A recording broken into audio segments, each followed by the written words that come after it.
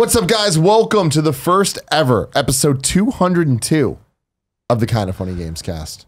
As always, I'm Tim Gettys, joined by one of the coolest video games, Greg Miller. I didn't realize that the ECW shirt. I thought I was going to go through back channels to get the ECW shirt I want. It's WDB still sells it. Oh, yeah, dude. Oh, that's great. One night stand. Well, I mean, I didn't think they'd sell the FN one anymore because they're all PG, but they do sell a purple one I want. PG. Now, it won't load for some reason. I thought you were about to talk about getting another exclusive Christmas card from another like prestigious media organization. It just sucks, you know, that you have to be here when all these cool Christmas cards from WB are rolling in. Our Xbox care packages are rolling in for the cool kids. You know, for special ones. We got a nice little email from Warner Brothers Games. We got a nice little thing from Xbox where we got a controller, we got a little Christmas sweater, we got a little Ubisoft thing, we got umbrellas from we did Ubisoft. Get the umbrellas, they sent us umbrellas. You can take Nick's. What'd you get, Jared? I received none of these things. Do you want Nick's umbrella? My love, though, Jared. Is that not enough? Your love. Well, if you dress me up in your love all over your body, I think that'll be okay. All over my body? Yeah, all over your body.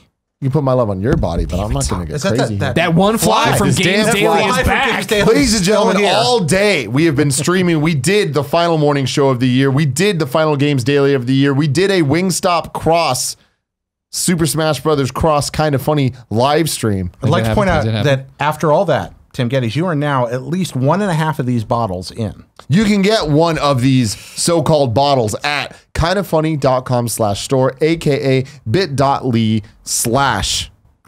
one of these. Yeah.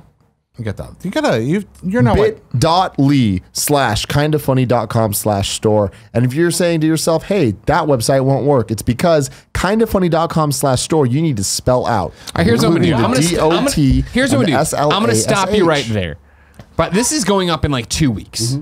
Right, because we're recording it today, Game of the Year, but we still have the one we did before, so this one shouldn't pop till a week from Friday for Patreon. Outside the people who are watching, I'm taking my shoes off. Oh Jesus God, it's gonna be strapping everybody. It's all, if you didn't, you can also get everyone here is already Kind of Funny socks if you're watching. I'm not that drunk. Tim's just been drinking beer out of that giant bottle. No, not gonna happen. Kind of Funny socks you can get there too, and also if you buy this cup thing, you also get this shirt thing. Oh, there we go. This is our final podcast of the year, so we're having some fun. However, if in 2 weeks we still have the we're stealing your identity thing, we got problems, man. And I know we do have problems. His name is Nick Scarpino, but I'm just putting it out there. True. Doesn't matter. That's why I didn't bring that up. I just said or. The bit.ly will still exist.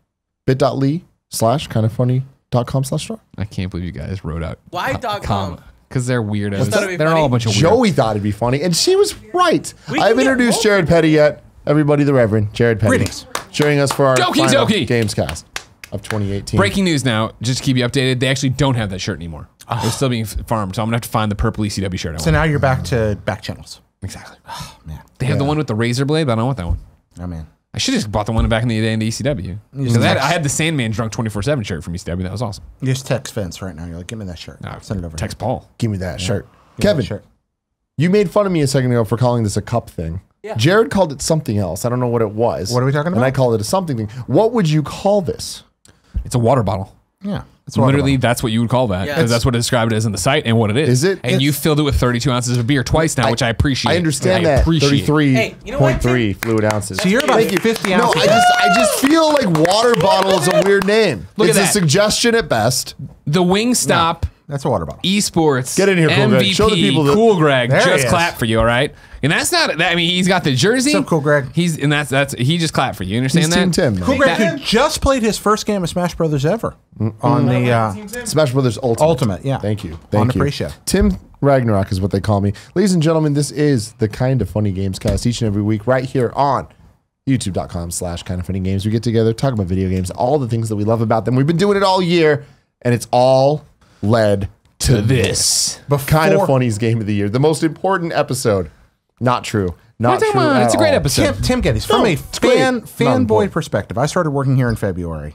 I've been looking forward to this episode since before I started working here. Last year, when I listened to your Game of the Year episode, I thought, I want to be on Gamescast Game of the Year because it's so chill, it's so ridiculous, and this is something I can really get into because y'all take a long time and talk about a lot of games, and I like taking a long time to talk about a lot of games. It's all true. All of this is true. I remember the first thing when we brought him in to do Gamescast, he was upset that he wasn't allowed to be on the last Game of the Year episode because of the timing and the way things all worked out. Because, of course, you already know this, but January 4th, everything changes. Kind of Funny 4.0, twitch.tv/kindoffunnygames. We're going to be doing a 12-hour live stream, and everything's going to change. Dino DNA.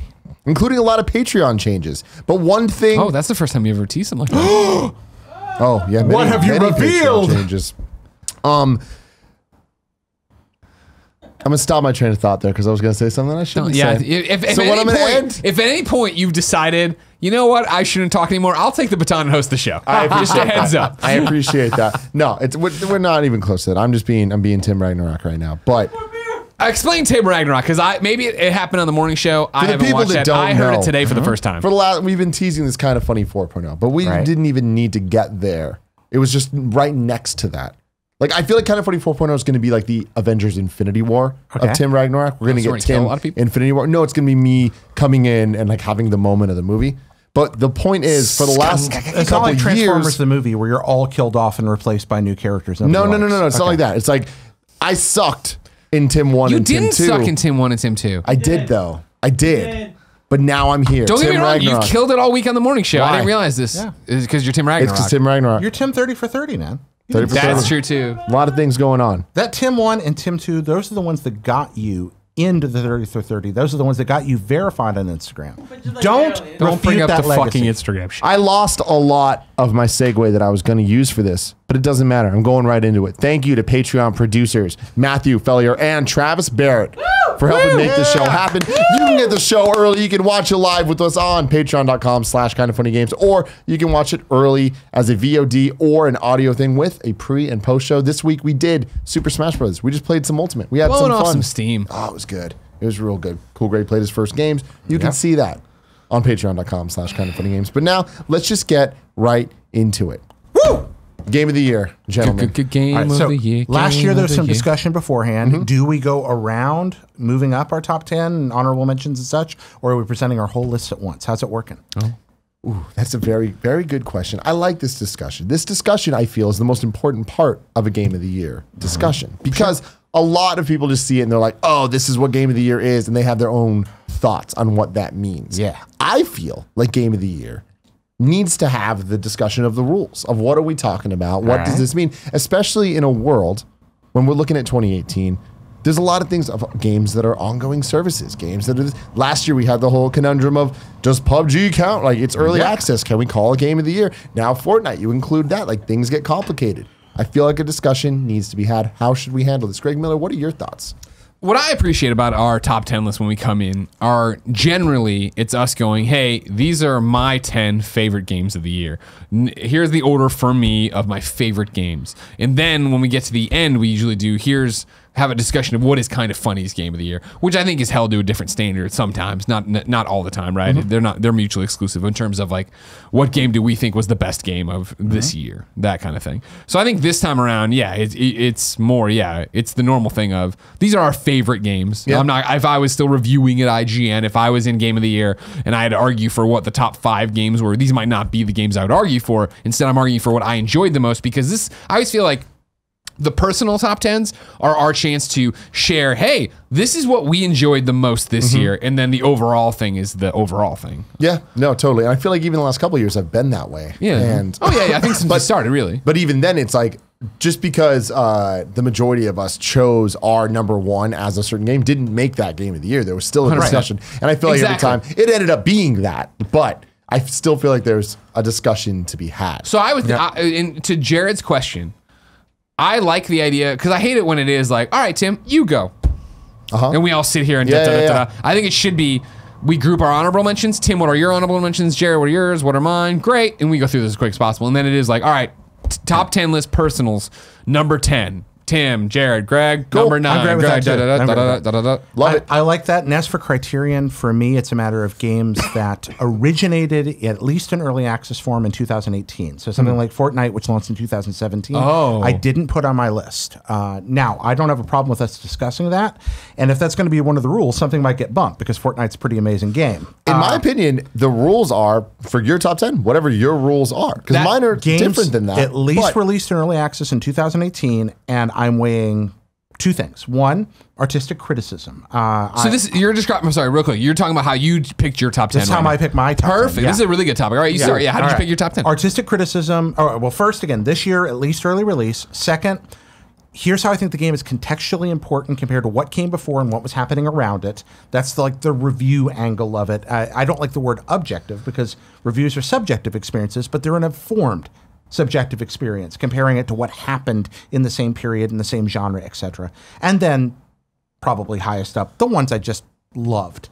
The ones that were my favorites. That's going to be so those are the criteria that went together for me. Tim Gettys, how did you pick your top 10? I chose my top 10 based on the games that it's a combination of the ones that I love the most and the things that I feel are going to be classics that we talk about years and years into the future. Because if you take those out, there's a couple obvious ones that I enjoyed a lot that I would have put a lot higher than I did on my list. Sure. But I feel like this year is a rare year, and it's getting less and less rare because I feel like last year is one of these as well. Right. That games that are going to stand the test of time that we will be talking about in 15 years are part of this list. Games, not just one, multiple of them. And I think that to me means that they belong higher on the list. Okay. For me, my top 10 was picked on the games that defined 2018 to me and were my favorite experiences of the year. I love Jared's doing a much more clinical, I think, and I love that, of how they compared everything else, what they meant, yada, yada, yada. Again, this would not be the list I would go to IGN with and try to vote for how I would do it. My top 10, I feel, is a very personal, intimate story. And so my honorable mentions this year are pretty deep with 5, kind of 6 with an asterisk. So that's, I think, where I'm like, I know these games were important and powerful and awesome, and I'd probably argue for them in a certain respect, but I'm not prepared to or I don't want to because I'm putting these things over that for me. I have come to believe, Greg, dovetailing on that 2018 is, in my opinion, the best game year in history. Wow. I've done a lot of thought on this, and of course, everyone is welcome to disagree. I've actually looked at several different years that are often noted by historians, and a couple of my own favorites that I think are overlooked. 98, of course, always comes out. 2017, 2007, 1982, which nobody talks about. Really? Oh my gosh, 1982 is insane. What are the highlights? Every arcade game you've ever heard of came out in 1982. Pac-Man? Oh, no, that's 80. But almost everything else that you've ever played came out in 1982. On top of that, it was the absolute best year for the Atari 2600, the ColecoVision, and the Intellivision ever. All 3 consoles had their best years out of their long lifespans, and it was one of the best early years for computer games of all time. All 3 major disciplines of gaming that existed at that point had banner years. It's incredible. 82, I love it so much. I cannot wait for 2019. We got to make a note of this. I'll make a note of this. I want to do the definitive conversation of best year of video That's a great, because that's the thing is I, last year for 2017, did a GameSpot GameStop video where I was like, 2017 is the best year for gaming. And I, compared it to the years before. But I didn't do it this year. But I have been in that same vein of like, what a fucking year it's been. Are you kidding me? There's been so many amazing things from stem to stern. So great. We should do when we come back. First one back. As good as 98. Not first one. Yeah. I have a plan for the first one. But I do love that. Hold on. Let me make a note. Me too. Because we just get to make it up as we go. Yeah, it's kind of great. And we get to talk about things we love for a living. Sure, that's cool too. Way better than work, Yeah. My gut tells me, because I was thinking about this, it's interesting you bring this up because earlier I was making my list and my gut told me that 2017 was better than 2018. But as I'm looking at it, at the end of the day, there's a couple of games on my list this year, more than one again, that I would say are 10 out of 10. And see, that's my problem. Yeah. That's my problem too, is that I don't, it's been a long week / year. So obviously Zelda and Mario and Lost Legacy was last year, right? Yeah. Right? Somebody? Thank you. And so I can sit there and I can start thinking of why I was saying that about 2017. But yeah, looking at my list now, I would pick these games this year over those. I think God of War is my favorite game of all time. Yeah. 17 Spoiler was alert for what's probably my number one. But you know what I mean? 17 is an incredible year. And again, it's all about, it's subjective. Everybody's allowed to have their own favorite. No, I think we're right. But I think that this one's, what blew me away was when I started working on this list, I have this thing like 20-some games long on my list here. And these are the things that I was like, I have to mention these. That's hard. Oh, Sirens are here. Our end. That's hardly the beginning of the games I thoroughly enjoyed this year. These are just the ones that I'm like, it would be a crime not to bring them up. They're so good. Yeah. And that's amazing. Also, is there any human being out there that could possibly bring me LaCroix? Cool, Greg! I can go get it. No, you have a job to do, Kevin. What? Yep. Cool, Greg, would you mind bringing a couple of LaCroix, please? Yeah. Thanks, Cool Greg. We love you. Now, having said all of this, and I mean, I think this is also just a testament to who we are and us being able to just like the things that we like. I feel like my top 10 list this year is the least interesting top 10 list of all time. Really? I feel like the majority of people would be like, oh, what's Tim's top 10? I could name it. And like they would be able to easily decide. There was no question for me what my top 10 was. Hold on. Oberdin, The Messenger. Exactly. Okay. Yeah. That's actually a fun game, though. Not the top 10. I feel like that would take me too long to do. But I would like to do top 5 or top 3 predictions. Oh, for me, I'm going to write them down, and then you can see later. Okay. Super Smash Brothers Tim. But yeah, so that's. I love this though that we each are coming in with something different. But at the end of the day, we'll have that conversation about what this could mean in the long run. So you want to start off with the honorable mentions? Yeah. No, I want you to tell me right now as I try to guess and get inside the Tim Gettys head and think of hype and everything else. Your list again, is it your favorite games or is it the games of the critical importance? I mean, my thing is favorite games, and then the critical importance is how I ranked them. Oh, fuck. That's interesting. That is interesting. Nice. Yeah. Nice. So are we honorable mentioning first? Is that how it works? Or? Yeah, let's start off. I want to start. I've written down my top 5. Jared will look at them, or your top 5 as I've guessed them. And then I can't actually read the third one. Third is, I remember how I crossed that out and put it up there. Oh, okay. All right, cool. Easy. There we All right, go. cool. Yeah. So he's my, don't. I actually disagree with that list. Hey, You do? Write yours in. Write what you think it's going to be. All right. Let me try to guess. Everybody get inside Tim Gettys' hype head moment. super easy, man. You're super easy. I'm sorry. I shouldn't have said that. I took it too far. It's I took true. it too far. Spine. I'm gonna start with my honorable mention. Okay. All right. Yeah, I'm listening. Are And you're doing all of them at once? Are we doing one by one? I only have one. Oh, wow. Okay. I only have one honorable mention for 2018. I have a feeling Jared and I play more by the old rules with Colin, where it's like 17 honorable mentions. I mean, even this, when you hear it, you're like, the fuck, Tim. But like to me, what my list means, I gotta give an honorable mention to Amplitude. Oh, nice. Amplitude, a game that came out 2015, debatably 2014, depending on how you're doing the math, because Kickstarter people got it early. Sure. One of my favorite games of all time. I can't believe they made a new one on PlayStation 4. They did. No one fucking played it. They'll never make more. It's just a thing that we had. I go back to that game so often. I play that game so often. That means a lot, man. And for me with video games, I have never had an experience like I've had with Amplitude PS4. Love that. Where it's a arcade battle against somebody that didn't even know I was fighting them with Andrea Renee. Of course, Where you've been she chasing is- Andrew Renee's ghost for quite some time. She's my Amplitude partner in crime because she's the only other person I know that loves it as much as I do. Yeah. And I will never forget, and this is years ago now, that I saw, like, me and her are friends on PSN, and I saw her leaderboard compared to mine. I'm like, oh my God, she's really fucking good. And I also think I'm really fucking good at that game, which is rare. So I was like, I need to systematically take her down over time. I started off with better scores than her. I want everybody to understand that overall, because they count your overall score, but then it's a song by song. So I made it a personal challenge over the last couple of years to Eradicate whenever her. I have free time to pop in and not do big narrative game, not doing things, just pop in, see if I can beat her score on a specific song. And it took me 3 years to take them down one by one by one. And I had the final 6 to deal with this year, and I got them done. Right now, as it stands, every single song, I have a higher score than Andrea Renee in Amplitude. Andrea Renee, you've officially been chumped. Do you think no, she's the going to thing like is, spend she Christmas hasn't- break bouncing you out of all I these? fucking hope. Oh God, there's nothing I want more than for her to like get it, because she hasn't played in 3 years. You know what I mean? It's me playing against her, the scores that were once there. Somebody's got to go out there and do Destiny, and that's her. So It's you playing against the ghost of because Andrea of that, Renee. exactly. I want to give it the honorable mention because I played so much of it in 2018, and also I want to talk about the game as much as I can because the more people that buy it, there's hope for something. Nah, maybe it's gone. It's over, dude. ever. It's done. I don't know, man. Thumper, just be Thumper. That's all you got. Beat Saber, that's Oh, all you man, got. gotta love that. I love those two so much. Some good things. Amplitude's different. What's yours, really Joe? cool. So, unsurprisingly, mine's way overboard. Imagine that. These are not all the games I like this year. These are all the games that knocked me on my butt this year. Were surprisingly good. The Booty Patrol games, as we call them. Yeah, this one might be higher if I'd had more time to play it, and that's Oberdin, which I liked way more than I thought I would. Really? Yeah, Oberdin is rad. Have you played it at all? No, I've it seen just a lot looks from it amazing. and looked at the videos of it, and I get it. I think that given another week, this might have made its way into the top 10. but I've got to be honest about where I am in it. Any game that gives me the option to switch to an IBM 5150 monitor already has a little piece of my heart. Of course. But what a well-designed adventure game. It has some of those elements of like System Shock 2 or BioShock where it's kind of like, oh, there's this ghostly thing happening.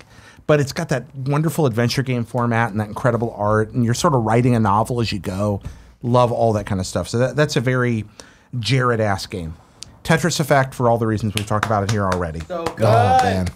Another one that really might have cracked the top 10 had I had another week or two. This one got hurt by coming out so late in the year. Monster Boy. Oh, you've been talking a lot about Monster Boy. I thought that might actually make your top 10. Monster Boy is... If you ask me about my top 10 in January for this year, it might be there. Yeah, I have one of those games on my list. Yeah.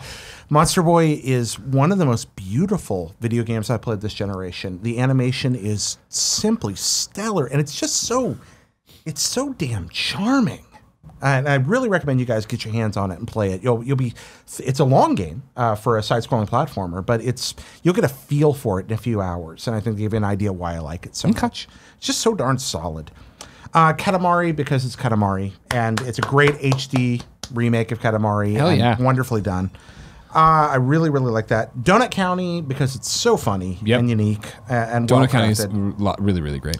Even though it's a compilation, SNK Anniversary deserves kudos for raising the bar for what we should expect from collections. Sega Ages, likewise, did the same thing on Switch in a separated package, but SNK gave us so many games for so little money at such high quality. Just loved it. Moving down. You mentioned Sega Ages. I need to bring this up, even though it's not the right show to do this, technically. Go for it. But I did get the Sega Ages Sonic 1 based on a conversation we had a couple weeks ago. Okay. It is inferior to the iOS port of Sonic 1. Is that because of the 4:3 ratio? Yeah, it's because of a lot of things, but at the end of the day, it is the widescreen. It is the just everything that they added, with the Taxman added to the iOS version. It is better. Okay, we're gonna have to talk about this. Yeah, we will get out. I love that. We'll talk about it in 2019. Right. I just want to let you know, I did Sonic. it. I beat Sonic 1 again. All right. Did you have fun with it? I did have fun. Did you play the arcade version? No, I didn't. Oh, it's so hard. So hard. Ridiculous. Back to this. Let's go. All right, sure. You got to rein me in here, right? It's Astrobot, because it's Astrobot. Monster Hunter World, because even though I never really got into it, it deserves kudos. I don't remember you playing that. How much so you played? that's something that almost completely passed me by. Okay. Right? Naming games that came out this year? Apparently, no, not at all. Shadow of the Colossus. Speaking of Shadow, okay, the Shadow of the Colossus remake. Is that one of your shout outs? Yes, it is. It's one of my shout outs. That was one of my favorite games this year. That was beautiful. But not top 10 favorite. No, these are all honorable mention, my friend.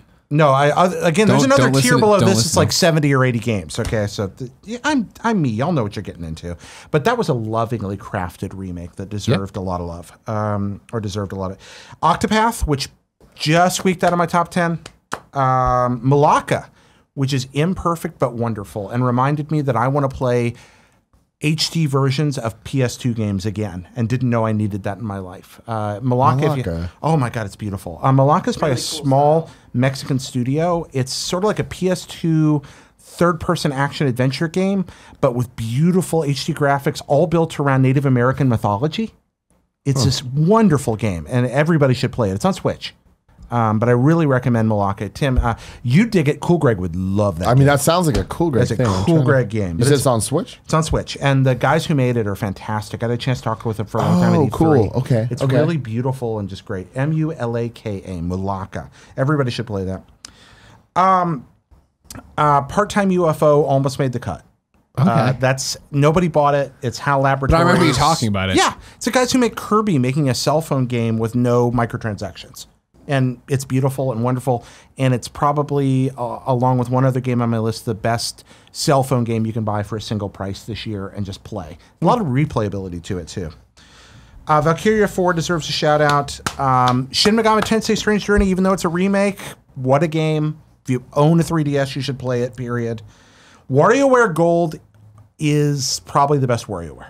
Yeah, you said that earlier. Yeah, and again, 3DS game, but WarioWare games are great, and that's one of the best ones. Mega Man 11, I was better than I had any business being, and I was shocked and very happy for the future of Mega Man. I think it turned the franchise completely around. And finally, Earth Defense Force 5. I had more fun playing that game than almost anything this year. That's crazy. Yeah. Wow. So there we go. Greg Miller, honorable mentions.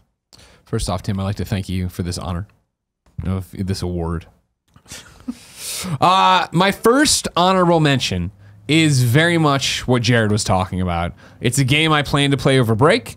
It's a game that I played at Judges Week and was blown away by. A game that I played the first 2 levels of and really enjoyed, and just haven't had the time to make my way back to it. It's Astrobot. There we go. Astrobot Rescue Mission. I played it. Judges Week came away and I was like, this thing's really fucking special. And then it was like that thing, everybody got to it way later of like, this is awesome. I want to personally apologize to Matt Piscatella. I saw him tweet the other day, if Astrobot isn't on your Game of the Year list, it's because you didn't play it.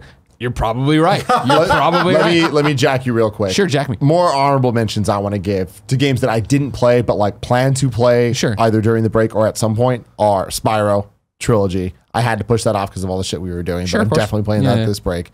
Astrobot Astrobot Rescue Mission. And Tetris Effect.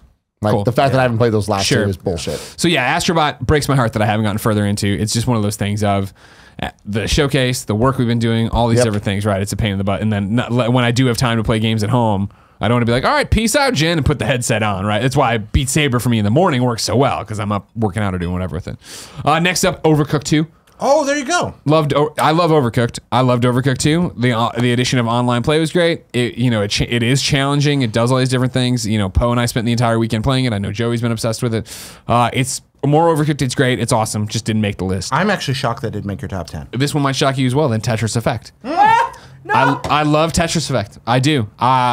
This is the game that really did do the thing for me of like, oh right, I really like Luminous more than I like Tetris. Period. Full stop. Any version of Luminous versus any version of Tetris. And it's part of the thing of like... hint at your list later, perhaps. I mean, who would be silly enough to put a PS2 remaster onto this game? Or a PSP remaster onto this game? You kidding me? That'd be crazy. No, it is the fact that I just don't have that natural skill for Tetris. I'm all right at Tetris, but I'm not nearly as good as I am at Luminous. So I love it. I think it's amazing. If my skill was greater, it probably would be higher on my list, but it is that game that I play, I fail, and I bounce off to something else. Watching you play Luminous is like watching Einstein do physics. It is a little weird. That's what I like to hear. My next honorable mention, which will sound a bit shady because it always is, Guacamelee 2. Oh. Guacamelee 2 came at a bad time. I know that I love Drinkbox. I literally love all of their games. I said just trying to run back. Yeah, no, I can't think of any game from Drinkbox I've played. I'm like, no, thank you. Even Mutant Blob's Attack, in the early days, pub fun stuff. Guacamelee 2 came at a weird time. Skipped it. I'm like, I'll wait for it on Switch. Instead, it was us doing the showcase, and then like the Portillo and shirtless arachnid person skin are out now. And I'm like, I'll jump in and do that. Jumped in and immediately was like, yep, these guys are fucking awesome. They get this kind of game so well. Again, as I've talked about on this show a couple weeks ago, right? Like, I think it relies a little too much on the story of the last one for you to really get super into it, but I haven't beaten it. I do plan to get back to it. It's on there, and it's one of those, lately it's been like, last night I turned it on, I'm like, I can't wait to play Spider-Man. there's Guacamelee. No, I'm going to go do Spider-Man. That's what Monster Hunter World was like for me. Like, I'm surrounded by people playing it, talking about how great it is all year, and I'm just like, I keep missing it. So, yeah, I gotta my next honorable mention is Valkyria Chronicles 4. A game I love Valkyria Chronicles so much. I love Valkyria Chronicles 4. It is that, I forget what it was some ridiculous thing, right? I played it for literally 14 hours straight, where it was like we got delayed in London Heathrow. I played while we waited, got on the plane, played the entire time with the Switch Power Brick. Jen was so disgusted by me, but it was so good, and the characters are so good, and I think I like the Valkyria Chronicles 1 cast better. I like the story a little bit better, but this cast is good as well. What holds it off my top 10 for me is that I did that 12 hours there, which brought my game clock up to 27, 28 or whatever, got back and never got motivated to get back into it. Got back, got to my PlayStation, got lost in a bunch of other stuff. And it was that thing of like, man, I'm pretty deep in this game. And I looked online to see how far I was, and it's like, barely the halfway point. I'm like, World of Lights. It's like, I know what this game is. I've enjoyed it. I haven't deleted my save, so maybe one day I come back to it, but I moved on to other things, which for me, I need to take into consideration. Yeah. And that's where it gets weird here, because I have a clear line, right, that separates my honorable mentions from my top 10. At number 11, on my top 10, which technically is an honorable mention, is Octopath Traveler. Whoa! Okay, you shocked me there. I love Octopath Traveler. You're right. I am not a JRPG guy, which I know sounds funny because I reviewed Persona and I love Persona, but of course I didn't finish Persona 5 and all these different things. Persona 4 I reviewed. It was hypnotic to me. Yeah. And I love it, and I love the gameplay, and to the point, I love that soundtrack where I told you guys, right, I'm on a plane and I just want to go to sleep, but I've been playing, make a hard save, and then sit there with the game, turn off sleep mode on the Switch and sleep there just listening to the soundtrack. I love Octopath. Octopath's great. The problem I had, and this is my usual problem with really, really long games, is that, hey, I'm playing Octopath, I'm having a great time. Oh shit, Valkyria's here. I'm going to pass the torch so I can talk about something current on our shows. Pass the torch, and ever since then, I've done it where I go over, I'm like, I'm going to jump back in. It's like, wait, but where was I? What was I doing? Da, da, da. And it's like, I do believe I will get back to Octopath. I will not. I don't think I'll get back to Valkyria probably ever. It's on there in case I ever get there. But one day you're out of storage, I'm going to delete it. Octopath I will get back to, and I will find that groove again. But I just haven't had the moment where I want to get back into that groove. Because again, as we talked about on Games Daily or Gamescast, I'm not a turn-based person. It is a turn off to me, that kind of combat. Yeah. So the idea of, I'm going to jump into that is so hard coming off of this fall of amazing Assassin's Creed, Spider-Man DLC. I bet you get talons back in you within an hour. I think on top of that, though, knowing you, it's the fact that those games are your airplane games. And that's not at all a criticism. That is actually a compliment. That's just how I consume games. How much we fly and how much we travel. It's like, when you're home, you want to play your PlayStation 4. When you're out, you want to play your Switch. It's rare you play your Switch at home. And that's true. And so, one of the big things that Wise is even more of a heartbreaker for me is that Octopath was the rare Switch game where there's a great photo of that guy. That guy caught me at a bus stop sitting there playing it because I was putting him playing. The guy's like, "Oh, Greg Miller," and then, but it was that I would come home and I would pop the Switch in, and this was in the heat of the moment where it was. I'd play Octopath, and I'd be in a battle and I'd pop it in and play for another hour at home, and then I'd switch over to Fortnite. You know what I mean? And could do that dueling thing where there was a good, I want to say month, maybe a month and a half, where I only played Switch. Which doesn't sound crazy, I'm sure, so many people. But for me, the PlayStation trophy obsessed guy, it was. And that I was getting everything out of this console that I really, really loved. And so, yeah, I do think I will get back to it. And I do think it'll be, similar to Pokemon Let's Go, where I'll sit there and I'll play and I'll be like, I'm going to power through for an hour. And then I'll be back down the rabbit hole. Yeah. But that was something I really appreciated as a quality of life thing about Dragon Quest XI this year, was that every time you came back in, it gave you like a custom paragraph that said, here's where you are in the story, here's what's going on, here's what you have to do next. And Octopath does that. Yeah, you go in Octopath and it does show you where you're in the stories. Right. Yeah, so that's why I wondered if that had any effect on you coming back to it. And I think when I come back, it'll be a welcome thing, but it's just been, I've been in that thing on my Switch lately where it is just like, what am I in the mood for? Smash, I love playing Smash with you guys. I don't love playing Smash on my own. So like it has been a couple flights where it has been, fuck, jumping to Crossing Souls, this is good, not what I want, blah, blah, blah, and jump around and eventually end up in another game that'll pop up later. Is that it for honorable mentions? Those are my honorable mentions. Oh my God. Well, we were pretty honorable. No, that was very honorable, but I'm interested in your Pokemon placement. Sure. Was that not an honorable mention? No, Pokemon goes nowhere. Okay, Pokemon goes cool. Nowhere on the list. I thought that maybe would have got an honorable mention from you. No. Pokemon was, I did 10 hours of it, and I had that real hot streak with it, and then it was just like on a plane ride where I'm like, all right, I'm over this. This is fine. Like, I don't, whatever. Stop wheeling out of the fucking balls, you weird rock thing. Get the goddamn in there. His secret Geodude is his name. His secret it wasn't Geodude. I know Geodude. Graveler. What's the fucking snake man? Onyx. I don't know, but for fuck some reason him. you got to hit it with water. I don't understand. Yeah, right. Stupid fucking erosion. His secret is that 10 through 1 is all Ghostbusters World. Got it. There we go. I'm so excited to see where it lands. Do you want me to tell you? List? No, let's keep it a fun little thing. You know what I mean? It's like the Royal Rumble. Let's start with number 10. All right, there we go. This is now it's for the prize. This is it. This is our top 10 games of the year. Wait. Are you doing yours? Yeah, you know what? You're right. Yeah, just We can do it by numbers. Do it by numbers. Yeah, Kev. that's good actually. Yeah, that works. Sorry, Kevin, 10. we love you. My number 10. This is, besides Amplitude, the most shifty, like, oh, come on, Tim, you're doing some bullshit here thing on my entire list. But I'm going to do it on the phone. And I feel like putting it at number 10 is fair to give number 10 2 spots to 2 different games. What? No, Whoa. Hear me out. Oh, Because I got so mad at Greg Miller last year for giving Mario Kart 8 Deluxe a proper spot on the list.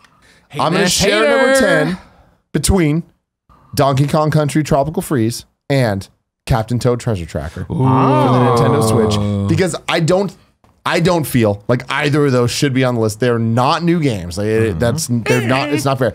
But the two of them together, they are 2 equal one game. No, it's not that. They equal two amazing games. Two games that were overlooked in the Wii U and now finally had a second chance to thrive, and they've both thrived. No, I think grouping them like that is awesome. They have thrived. Yes, they both have thrived. And I feel especially Donkey Kong Country Tropical Freeze deserves a shout out because it is one of the best 2D platformers of all time. With the exception of the minecart and zipline levels. There's not many of them in Tropical Freeze. I know, but if they were all out of there, it would be an even better game. I love it. It's a switch up. It's a nice switch up. Tropical Freeze is such a special game. And when you look at Captain Toad Treasure Tracker, it's such a unique, different game. And I feel like the Switch version is better than the Wii U version. Why? Donkey Kong, why? Just because having it all on one thing, getting rid of the weird motion controls that you need to use and stuff, you didn't need all of that stuff. I feel like it on Switch is a perfect handheld game. Right? It's a it's on 3DS as well. I love Treasure Tracker. It's awesome. And I feel like the added content to the Switch version helped the game be better, as opposed to Tropical Freeze, where the Funky Kong mode was stupid. It was unnecessary and it wasn't good. No, but I tease you a lot about Donkey Kong Country, but Tropical Freeze is easily my favorite game in the series, and I love the fact that it got another lease on life because not enough people played it. It's a rare game. It's a rare game through and through, a modern rare game. There's so few of them. They're rare, you might say. No, really though, like it's so special. It's so good. There's just the right amount of gameplay in this game. You're not going to be playing it for 30, 40 hours. You're going to be playing it for the 8 hours to beat the game. But then if you want to go back and get all the challenges that are so beautifully designed, you're going to be doubling that time. And I feel like that's perfect for a 2D platformer. It doesn't overstay its welcome. It is fantastic. What you just said about rare games, and it probably has something to do with the gin, just made me hope beyond hope for a AAA Blast Core revival. Oh my God, that'll never happen. But instead of being about escorting, it would just be about blowing stuff up. Let's go. That'd be a lot of fun. Yeah, definitely. R.I.P. Blasto. I think that's a great pair of picks there. I was a little shaky on the whole 2 in 1 spot. But that's my thing. There's a theme to it. There's a theme. There's a reason. There's an idea. This is my only bullshit on the list. That's good. I like that. Jared. Number 10, Into the Breach. A game that takes a inaccessible, frustrating genre and makes it instantly comprehensible and ridiculously addictive. Turn-based strategy. It's a turn-based strategy game. But similar to Advanced Wars, is that what I understand? No, Advanced Wars is different. Advanced Wars is played on a big map. Yeah, with Fog of War. I like Advanced Wars a lot. So this one's similar to Valkyria, but 2D? Right. Valkyria, Final Fantasy Tactics. People always recommend this one. I haven't played it. But I haven't played it. They boil it down. Yeah, exactly. Explain, Tim. Well, I mean, you're the one that played it. Yeah. You take all the things about those games and you boil it down to a tiny square with just a few rules and a few abilities, and it's just you versus giant bugs. Yeah, it's actual chess on a chessboard. It kind of is in a way, but without obtuse and difficult to understand rules. It's all about knocking things off the edge of the stage or knocking things into each other. It's just does what FTL did. It takes a very complicated kind of game and makes it super accessible, and it doesn't diminish the strategic demand. The fact that you can instantly understand what's happening. It's so smartly designed that it doesn't take away from that. It is a superb video game that I think that anybody that likes good video games will probably enjoy. Okay. So Into the Breach is genius. And it's available on Switch and PC. Number 10. For the non-peasants. Number 10. Luminous Remastered. I only get this Greg Miller when it's for E3 predictions or Game of the Year, where you do the glasses thing. An old Beyond trope if I ever saw one. Gotta love it. Luminous Remastered is a PSP remastered game on the PlayStation 4. It's all over the place. I played it. It's the one I was talking about on Switch, where I'm looking for what I want, and I don't want any of these things. I go back to Luminous. I talk about games for a living. I think that means that most people know my tendencies with video games, right? Luminous has always been, since I found it on PSP when I graduated, the first PSP games I ever bought were Luminous and Hot Shots Golf Open T on PSP when I graduated as a reward to myself before my first job. Cool. And I remember sitting there in my first apartment all by myself, or when my ex-girlfriend would come over, and I'd play and then pass it to her, and we all got so good that me playing around or her playing around ended up being an hour plus of not having the PSP and then passing it back to each other. I remember that being such a movement, such a thing. I remember reading 1UP and EGM editors talking about it.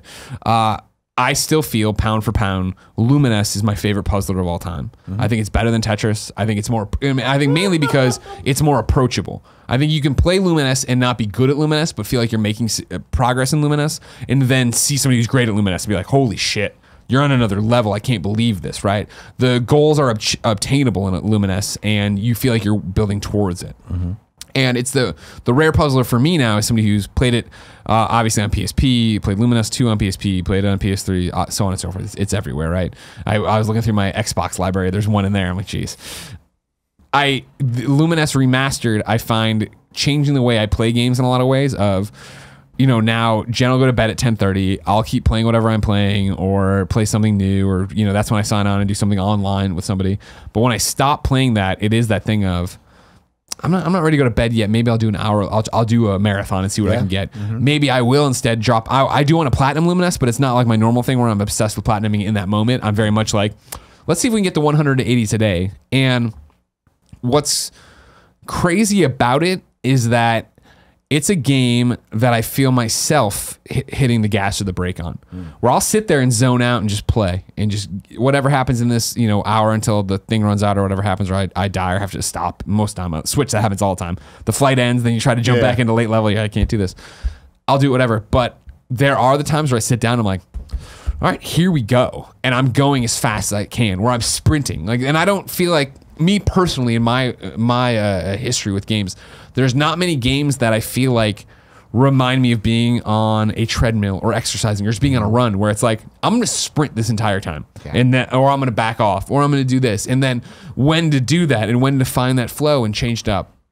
Luminous Remastered is, for all intents and purposes, the PSP game up-res and on your thing. But it adds the online leaderboards, so I do hop over, see my friends, see these things. There is the chasing thing of, I want to jump in and see what other people are doing. I want to go this way, I want to go that way. There are the challenges, there are the unlockables. There's so much content inside this game built around the puzzle, and that's the weird thing about it for me.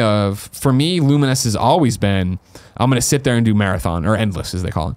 Marathon being Tetris. I'm going to do endless and just play as long as I can. But then now there are these challenges of like, okay, get 180 squares in 180 seconds, which is really fucking tough. And, do all the puzzle, like, there's trophies for do all the puzzles on easy, medium, hard. Like, oh yeah, and I started doing it. I'm like crushing it. And then it's like, how many are there? Oh, there's like 100 puzzles. So it's not even that they're hard in easy. It's that this is going to take me forever to do. And like, so that's this thing of this game that I feel, for the entire 12 years of my career, my life has been, beat it, cool, next big thing. Did it, said something about it. Played 20 hours, okay. And the reason I don't, I get a, I personally, if we're being honest and using pickles with the fans, right? I get a bad reputation in our community of like, another game Greg won't finish. And it's like, that really hurts because my job is talking about the next big thing. So if I put 20, 30 hours into your game and I don't see the credits, I still feel like I did a really good job of playing what I needed to play. Luminous is this game that is a passion project for me that I find myself continually coming back to. Never deleting it. Always, like, I'm very anal retentive about my folders on PS4. So it is that thing of, ooh, I'm going to play this game soon. So it goes to the 1, 2, or 3 slot. Luminous is always in that 3 or 4 slot, where I'm always moving things around it and pushing it back or pushing it up or doing this. It is that ultimate expression of the arcade experience, right? Which is largely a forgotten school of game design within the AAA sphere. But there are games that are simply about a fairly limited set of parameters and mastery of those parameters. I have a centipede machine in my house because same thing. It's a very simple game with almost endless variety. Miss Pac-Man's that way for me, especially with the speed up chip. There's always another tier to reach in this relatively simple game that's about moving a dot around a maze. Luminous falls within, I think, that same group. It is ultimately a test of mastery. Yeah, and that's for me the craziest thing about it is that I don't, I'm sure you guys run into it every so often when you go to somebody's house and you're playing games with them for the first time, you don't know them well, and they'll beat you. But I thought you did this for a living. Like, I thought you were great at, like, that's not really what this is, right? I don't consider myself great at games. I think I know a lot about games. I enjoy playing games. Luminous is a game I consider myself good at. And so it's very, stick with me.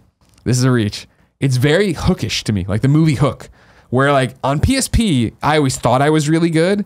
And it turned out I was fucking awesome. I was fucking awesome at that and the Vita version, right? Yeah. And because I remember when Vita was in the review period and me and Dale North We're going back and forth, trading scores. And it was Milky over in Japan who was working for them, who was like on Twitter being like, you guys are insane right now. You don't understand what you're doing right now. Like this, because this was before anybody else had boards. Nobody expected it. And now, of course, I'm sure, obviously, with anything, you go online, there's way better people. Luminous on PS4 is that thing where I still don't believe in myself, so I'm not setting the scores I know I set on PSP. Yeah. I remember breaking a million no sweat on PSP, and my ex-girlfriend doing it too, and not doing that yet because it is the thing of, I'm playing, Bertillo needs to go outside, I need to do this, and it's just that thing of, there's these moments where I'll get the glimpse of it again, where I'm just like drop, and it's like, oh, there's the 12 multiplier. I was like, oh, I wasn't even trying for it. Also, like my brain is just conditioned to know where to drop everything, and even when I don't know what I'm doing, I'm about to do something good. Also, you're old and your brain is dying. I mean, that's also true, sure. Oh, do I have something on me? It was either chicken wings or a piece of hay. I don't know. About no, Luminous is amazing, and that's why it's there. To number 9. Sorry it took me so long. That's all right. No, Tim's pissed. Perfect. No, it's a nice little segue. I hate Tim. My number 9. A Gregway. Beat Saber. Oh, there you go. There is something special about music games, and both of you, I stayed quiet there because I wanted you guys to like kind of put it out there so I can just kind of come in and be like, yes, both of that. You said the arcade experience, and you were talking about, without saying it, being in the zone, having this thing where it's literal tunnel vision of being lost in this world where all you can see are the notes coming at you or whatever it is happening. In Luminous, them going side to side, but it's like when it comes to Amplitude or when it comes to Beat Saber, coming at you. These notes are coming straight at you. And at some point you're going and you're not in control of yourself anymore. You're just moving. You're just doing. With Amplitude, you're just hitting the buttons. And you talked about how good you are at Luminous, and you know how good you were. I knew how good I was at Amplitude PS2. To get into Amplitude PS4, and I'm not good at games. And like you were just saying, it's like I'm not the type of guy that's going to go to someone's house, and if they say I'm bad, I'm like, yeah, I am. Like I don't give a fuck. Like that's not who I have opinions. I am not good. Amplitude, I am literally top 3% in the world. I know that. That's 3% of very few people that have played, but hey, fuck them. That's fuck them, dude. I'll take it. But with that, it takes me back to my days with DDR, where it was a physical thing as much as it was a gameplay thing, and you can only go hard for so long. And with Beat Saber, it's like you get exhausted. Yeah. You know, I could play Amplitude for fucking 10 million days. Yeah. Guitar Hero, there was a physical aspect to it, and that was less like endurance and more like, are my fingers bleeding? But with Beat Saber, it's that same thing of moving and being like, okay, I can give this one more try to beat what I just did. Yeah. And it reminds me so much of DDR in a physical way that I haven't experienced since then. Of like, look, I know I can get an A on this. Can I double A? Can I triple A? Like, what am I doing? And with Beat Saber, I have not played it much, and that's why it's low on my list. I really have only played it when we've done our Amazon streams here and that, because I don't have any VR system at home. But Beat Saber undeniably is one of the games of the year. It is an experience. It is something that is so special. It does something not different. It does something right. And I feel it's so rare we see that in video games because everyone's either trying to be different than what everyone else is doing or they're trying to be the next iteration on something that we've seen before. Beat Saber is the thing that we've all wanted forever. They finally did it. It's a weird fusion of cybernetics and arcade philosophy. Like in one sense, it's a Pokemon Go type game. It's a VR game. It's off there in a world where we're interacting with reality in strange ways, but machines are making that reality something that it wasn't before. And that's the cybernetic end, the systemic end.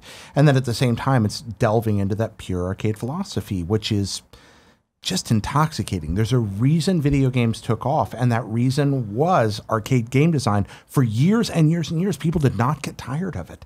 It's very, very powerful, and it's not that people finally just didn't want that anymore. It's that new things came along, and particularly in the console market, different kinds of experiences overshadowed it because home consoles allowed you to do different things.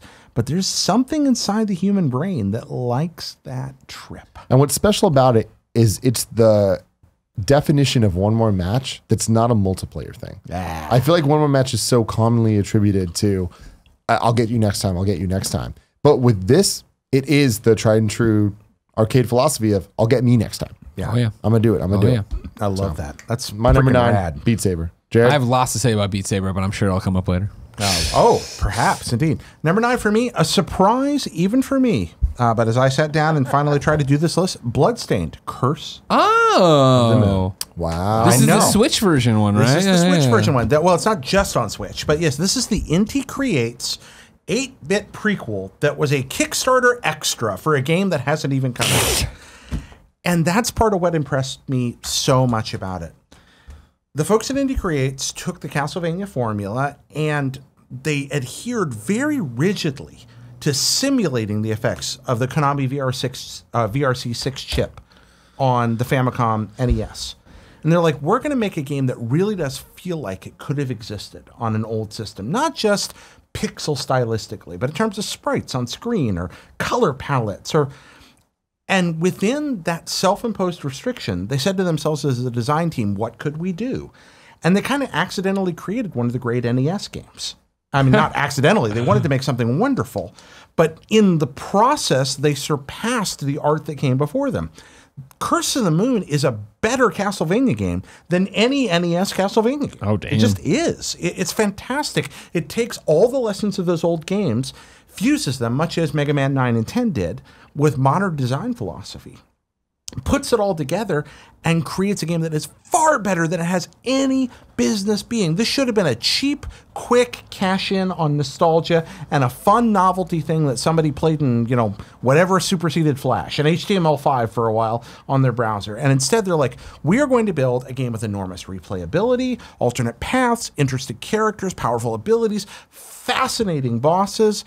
It's just great. And it's not great from a nostalgic perspective. It's great from, this is a fantastic action-adventure platformer perspective. Doesn't matter if you like old games or not, this is great. It's a universally interesting video game. And if you enjoy hitting things with a sword or a whip, you should play this game because you're going to have fun with it. And it's not particularly expensive. How far out from the other Bloodstained are we right now? Ritual of the Night, right? Ritual. I think theoretically Ritual is a 2019 game still. I wonder if it'll be 2020. Right. Yeah, 2019, 2020. Okay. Somewhere in there. But I think that Ritual, which is a very different kind of game, which is designed to be more of a Metroidvania, I think it'll be hard-pressed to surpass. Wow. Yeah, this one found so much critical acclaim, and I know as soon as we got those codes from Indie Creates, what it meant, you were right into it, and you're like, this is awesome. This is fantastic. I did not expect this to be a top 10 video game for me. It's creative. The set pieces are great. It's like, now we're on a train, and now we're on, and you'll look at things, you'll be like, I can't do that yet, but it's not Metroidvania where I'm going to go back to that. It's like, I'm going to unlock a character, and I'm going to replay it a different way, and that's a very different design philosophy, and it's great. It's so good.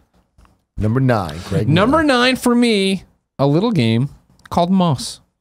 Moss, you say? Moss. About a little mouse, perhaps? That is right, about a little mouse named Quill.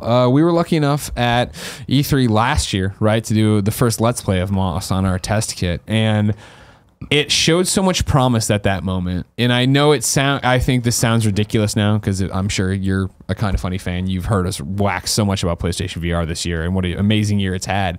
But I think it's important to point out that when Moss came to us E3 2017, that first time we got to play it, PlayStation VR wasn't on the upswing it's on right now. All this stuff was cooking, but we didn't really know about it.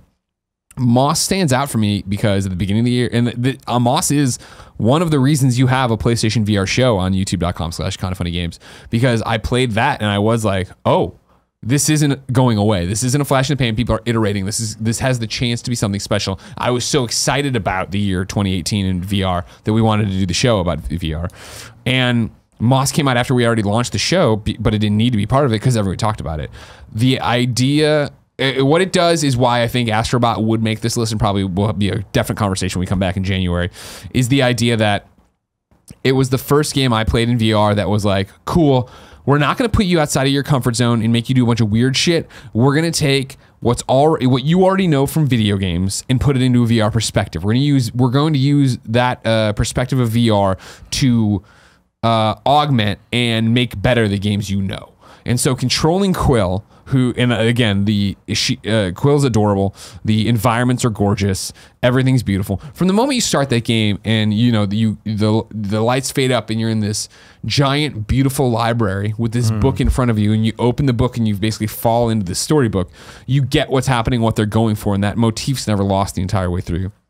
So to play, with just the DualShock, move Quill around, but then as VR, move things around, lean in perspectives, stand up to see where you're going, avoid enemies, find secrets. Like playing that game, it was like, wow, this game gets what VR needs to be right now. Now, this is a great step forward for where this can go and hopefully where it will go. And it was so endearing. It was just it's I think a great example. I've talked about 2 games, right? Valkyria and Octopath, that I love, but it's just so long that I ended up moving on, right? Moss is the opposite. Moss wrapped, and I was like, holy shit, give me chapter 2. Like, I'm still very much on the hook of like, whenever they're ready for more, I'm all in day one, let's go. And I felt like I got what I wanted out of it. I felt like I could have gone back and platinumed it if I wanted to and gotten more out of it. But it was that first game this year where I was like, fuck, PlayStation VR is doing great. Moss, along with Astrobot, is one of those games that makes me happy and sad for very personal reasons. Because of the injuries to her neck, Angie can't tolerate PSVR helmet for very long. But she's seen Moss, and she's just like, I want to be the mouse. And so there's been this kind of odd back and forth about whether or not she can endure it to go through it. But it's what I want video games to be. When I look at Moss, I think this is the dream. And that's my thing, is Moss didn't dream too big. It was ambitious to the right level. Yeah. It clearly had this list of Polyarch sat down and was like, here's what we want to do, and I'm sure there's more they want to do, but we didn't see it. But here's what we want to do really well, and everything that made it into the game, they did really well. Like the puzzles, I'm not a puzzle guy, right? Like that will turn me off to sit there and be like, what the fuck do I need to do? Like the puzzles in this game where I did run into like, what? You know what I mean? Like you get to have those eureka moments, and the combat is simple but satisfying, and like the chase from the snake and this and the story they're telling in not only Quill's story, but then, hey, I'm running on something that looks kind of like sword. Oh, I'm in like a graveyard battlefield. There was this huge battle here, and like they're telling a lot of environmental stuff. They're like, this is a really cool world. Yeah, I love that. Number 8. Number 8. Pokemon Let's Go Eevee. There we go. That's the one that I played. I did not choose Team Pikachu. This is a weird one for me because I can't believe it's on my list. Quite frankly. Really? Yeah. I was very supportive of the Let's Go games. A lot of people were super down on them. Hating ass haters. Because they were just like, oh, this is whatever. But I understood their place. You know, I looked at them, I'm just like, guys, Pokemon Go had such a success. The Switch is having such a success. We're not ready for Gen 8 yet. Like, this makes a lot of sense. Having said that, though, it is in direct contradiction to what I want more than anything as somebody that is representative of the worst type of people, where I just want the same thing again, but to grow with me in the way that I'm growing. And it's like, you always see these guys that are just like, I want the same thing, but the dark and gritty reboot. And it's like, all that I want is Pokemon Red and Blue 2 that is in the future, and it's a bit more grown up, and it's all this. I'm never like if Pokemon came to Sega Genesis, it would feel like that. No, more than that. I'm talking about God of War for Pokemon. Okay, really, that's what like you want to grow up. That I want Red and Blue, not again the sequel, but the God of War-ization. God of War 2018-ization of what that looks like. A deconstruction that is also respectful of the source material. And totally going, still it's following the storyline and it's doing this whole thing. We didn't get that with this. And the fact that we got this means we're never going to get that. You don't think so? And well, going back to Kanto one more time, it's like they can't do it again. They just simply can't. They've done it so many times. And for them to do it again now, I'm like, I'm never going to get exactly what I want. And that's totally fine. Is going back to Kanto the key to deconstructing Pokemon? I mean, if you're going to make the man who shot Liberty Valance out of Pokemon, does it have to happen in Kanto?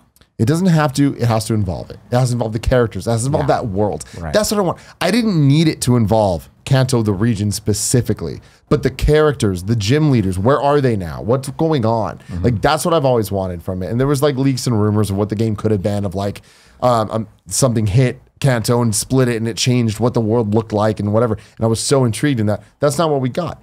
But what we did get was something that surprised me with how much I enjoyed it from a nostalgia point of view, but also just from a, man, this just works point of view. It's my favorite Pokemon game so far. And you're crazy for that. But looking at the mechanics that they added and what you like most about it, which I understand, to think about that being added to a future game that also has the story to back that up and the characters and this and that, I think we're in a really good place. And I can't believe how much I enjoyed this game. And the few times they did surprise me, I was genuinely surprised. Yeah. And that's hard to do from a Pokemon game. I wish that there was more of them. Yeah. You know, it's still pretty low on my top 10 here. But going back to Kanto is always going to be a good thing to me. But they did it in a way that I couldn't have imagined. Sorry to interrupt. I apologize. So I'm so thirsty. It's such a long podcast.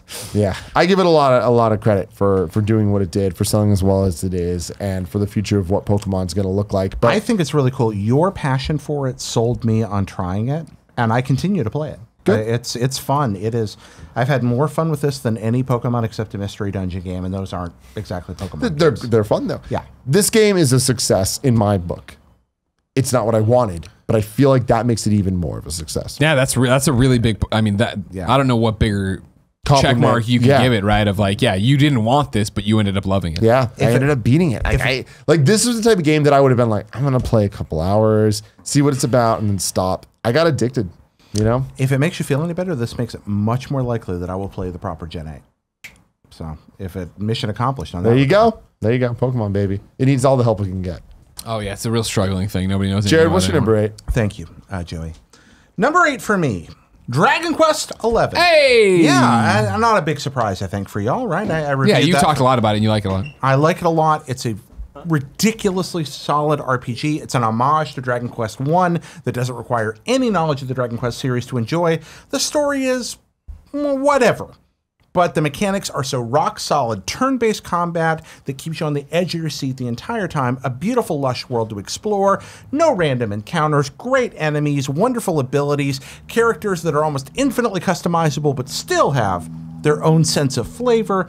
It is just super duper solid RPG design. And I loved it. It's long and beautiful and doesn't feel overly long. The post game is even better than the main game. It's just great. It is a superb RPG, and I think a lot of people slept on it because they're waiting for that Switch port, which is probably making the developer very sad right now. And he's probably sitting there going, "Oh, come on, Americans, please buy this thing." Sure. But whether you're looking for a sale on PS4 or whether you're waiting for that Switch port, this is a really, really solid game. And when you're looking at the guy with his page boy haircut running around and like, "I sure am in the village. Oh, look, there's this girl. Oh, look, there's a thing." Just give it a little time, and suddenly you're going to be fighting monsters and leveling up and gaining amazing abilities and doing combo attacks with your partners and be like, I love trashing monsters. That's what this game is about, is beating the crap out of a vast, vast menagerie of enemies. Awesome. And it nails that. It just nails that. Red? So that's number 8 for me. We've lost the Tim Gettys. We don't need him. All right. He's got to go. It's one of those things. You and I were nice enough to order Joey around to make her bring his drinks. Yeah. And I thought, oh, Tim probably needs it. Tim also needs to pee. Oh, okay. Well, peas. I'm probably gonna have to pee after like all the gin and like the 4 of these. Well, sure, I understand. I will eventually as well. But this is I mean? very exciting for me. It's a great show, right? I like you're creating your own label. Well, you know how I do. I after the end of, if you didn't know, we gave away on Patreon, not gave away, but fan mail. We gave away my notes from shows. And we're gonna keep doing that. So I like to make them fancy, knowing that, and then I pass them off to Joey, and then Joey puts them out of it. Here comes Kevin. Oh my gosh, is he on a third of those? Yeah. Be careful there, Tim. I'm really wondering if I need to stop with this. I don't know, Greg. What's your assessment? It's the last show of 2018. I know, but I got work to do tonight too. What work do you have to do? I've got a podcast to edit and another to record, and then I've got 2 podcasts to record tomorrow and edit. If I've learned anything, Hooch being makes drunk it while better. you podcast makes it better. Drink right. the hooch. Edits might be a little looser, but who cares? Pockets full of soup, completely plastered edition. There you go. Perfect. All right, that sounds good. But only the Number host will be plastered. 8 for me, Kevin. I'm going to need you on this one. Number 8 for me Yeah. is Firewall 0 Hour. Oh wow! Oh, interesting. No kidding. That Number makes it 8. top Expect 10. that. Make it there. Number 8 Firewall 0 Hour from PlayStation VR. You And got if- to introduce me to this, Greg. I will gladly do that to you over the break. If you're looking at it, yes, that's 2 PlayStation VR titles back to It's back. a good year for VR. And it's not the last one on this list. Ver. If I'm allowed to steal, and I'll say gently borrow from one Jared Petty, Firewall 0 Hour makes this list at number 8, right? Because of one simple fact. It's magic. Like, that game is magic. And again, I think so far of the games I've listed, yeah, for sure. And even beyond that, yeah, by a long shot, this is the game I've played the least of that's in my top 10. I want to play more. I will play more. I don't need to play more to tell you why this game is in the top 10, let alone at my number 8 slot. Why is it, Greg? putting this thing on and teaming up with Kevin and jumping into lobbies, and I'll never forget the moment where I was fiddling with my gun to look at it, and Kevin said something, and I turned to him and I started talking to him, and then I was like, why am I addressing your avatar? Like you don't see this happen. We're in a lobby where you see what your loadout as I see my loadout, but I see you here, and it's so natural. And we kept saying, right, when we come back to work, it just works. Like the fact that we would jump in and do this, and if you've missed these shows where we talked about it, it is 4v4 Rainbow Six Siege terrorist hunt, where there are 4 people inside trying to defend, 4 people outside trying to attack, and it's Rainbow Six Siege where you're coming in using things. You have one life, and that's it. You lose it. You're in the cameras now, yelling at your teammates, telling them like they're coming around the corner. And like that fucking clip I posted, right, where Kevin blew himself up, like, and it's just like. Aside from like the shenanigans of doing it, the shenanigans of like dropping to your knees so that your character drops to its knees, so you dodge the bullets. It's the first game where I've played where I've been like, oh my god, this is the future. Yeah. Like this, they may not like this is the first major step where it's like I am the character. I'm holding the gun. I'm moving around. It's incredible. The way people talk about, and this isn't exactly one for one, but it is for me a similar thing. The way people talk about the Void VR experiences, where they're walking around, the walls are anything you see in the world is modeled there, and like they're actually moving, is how I feel about Firewall. Where Firewall doesn't feel so much like a video game to me as it does feel like I'm at Enchanted Castle. You know what I mean? I'm doing Chuck E. Cheese, Dave and Buster's, something that's not just not Enchanted Castle, only in Lombard, Illinois. People understand what I'm saying. In arcade. There was a Latin's Castle. That was a national That's chain, a different thing. No, that's not what ours. So you bring this up, and this excites me. You said Chuck E. Cheese. I mean, when I was like 6, 7 years old, somewhere in there, 5, I was at my birthday party, played Super Mario Brothers in the arcade for the first time. Yeah. And it's the first time I'd ever seen the game. And the world just kept going on. Like, and in a video game. Even though I played Pac-Land before, but like nobody had ever seen that. Yeah. The world just went on, and then you went underground, and then you went into trees, and then you went into a castle, and then you went under the water, and then you went into... The way you're describing this sounds like that to me. I mean, that's the thing is it's magic. It doesn't go on forever because you get killed pretty quick. Right. But it is like working together and talking, and everybody's doing it, and it's like, I see him over there. He's on your 6. And it's just like, the game is something incredibly special. And in a year where PlayStation VR has had, like, somebody, I think it was Polygon maybe today, had an article like PSVR has had a quietly awesome year. I was like, it hasn't been quiet at all. It's been, we've all been shouting from the rooftops that this game is awesome. I mean, they're having a great year. The thing about that, I want to bring this up a couple numbers ago when you were talking about one of the VR games, Moss. I think it was last time. Yeah. I wanted to mention, I was like, I'm going to say this for the end, but PlayStation VR is not my thing. Like, I am very much a believer in VR. I believe that it's amazing. I've used it. I've been wowed. Yeah. And I know that I've wowed my friends that are not gamers that can put this on and be like, holy shit, this is such a crazy experience. But there's still this like weird thing for me where I'm like, I still want the best. And it's like, I want the best quality VR or else I don't want it. Like, if we're pushing technology, I don't want this entry level thing, you know? And I've experienced what Vive can look like. And it's like, oh, I want Vive. But then I'm like, but I'm not actually going to get Vive. That's so expensive. That's such a thing. And then I look down on the PSVR side, and I'm like, oh, but there's not enough killer apps. There's not enough actual games I'm going to get. And now I look at it, and it wasn't until Black Friday this year when PSVR was down to like $200 or something like that. Yeah. And everyone was talking about it, and they were talking about Astro Boy. They were talking about Tetris Effect. Damn it. It's okay. I mean, I understand why. They're talking about Astrobot. They were talking about Tetris Effect. They were talking about Beat Saber coming up. Yeah. I mean, you've been talking about Moss forever, but it's like it was those three though. Well, there was a bundle. There's a bundle right now that's Moss and Astrobot. That's why I think a lot of people were. I brought it up. But the thing is, for me, it was Astrobot, Tetris Effect, and Beat Saber. Yeah. And I was just like, am I about to buy a PSVR? No, Tim, consider this. I mean, think back to the days of the glorious old NES. And I understand the SNES was your first system, but take the NES and consider the fact that the Sega Master System, the TurboGrafx 16, and the Sega Genesis, its contemporaries, were all far more powerful in terms of hardware. They were all far more technically capable. But until the beginning of 1992, and maybe beyond, the NES library was absolutely superior. Just go where the games are and the people to play them are. And now here's my problem, Jared, and here's why I'm in an epic stalemate with myself. I looked at that and I'm like, why do I want to play this? Oh, Astrobot, Tetris Effect, Beat Saber. Beat Saber, a better experience on PC because you can download any song you want. Yeah. And being a music fanboy, like a music rhythm game fanboy, I've experienced that with Stepmania and with things that were just like, hey, here's DDR, but it's any song you want. And I'm looking at it, I'm like, well, Beat Saber's better on PC, so I'm not going to do this. And then that stopped me from getting anything. And that sucks. I'll help you build a PC if you want. We can make my PC's there. My PC's good. I don't want to invest. Is VR in live. good? Your PC's VR good? Yeah. Okay. Oh yeah. Definitely. Takes a lot to push that VR. Yeah, no. But I just think VR's in such a Let's put a weird pin in place this. for Let's me. put a pin in this for later when a Beat Saber comes up on my list. Spoiler alert. We gotta do it. All right. Oh, surely not. We are at Number 7. Number 7. Shadow of the Colossus. All right. You're a braver man than I am, Gun. I had to do it. That's why when you brought it up earlier, I was like, oh shit, someone else going to give this a shout out. I firmly believe Shadow of the Colossus is one of the best remakes of all time.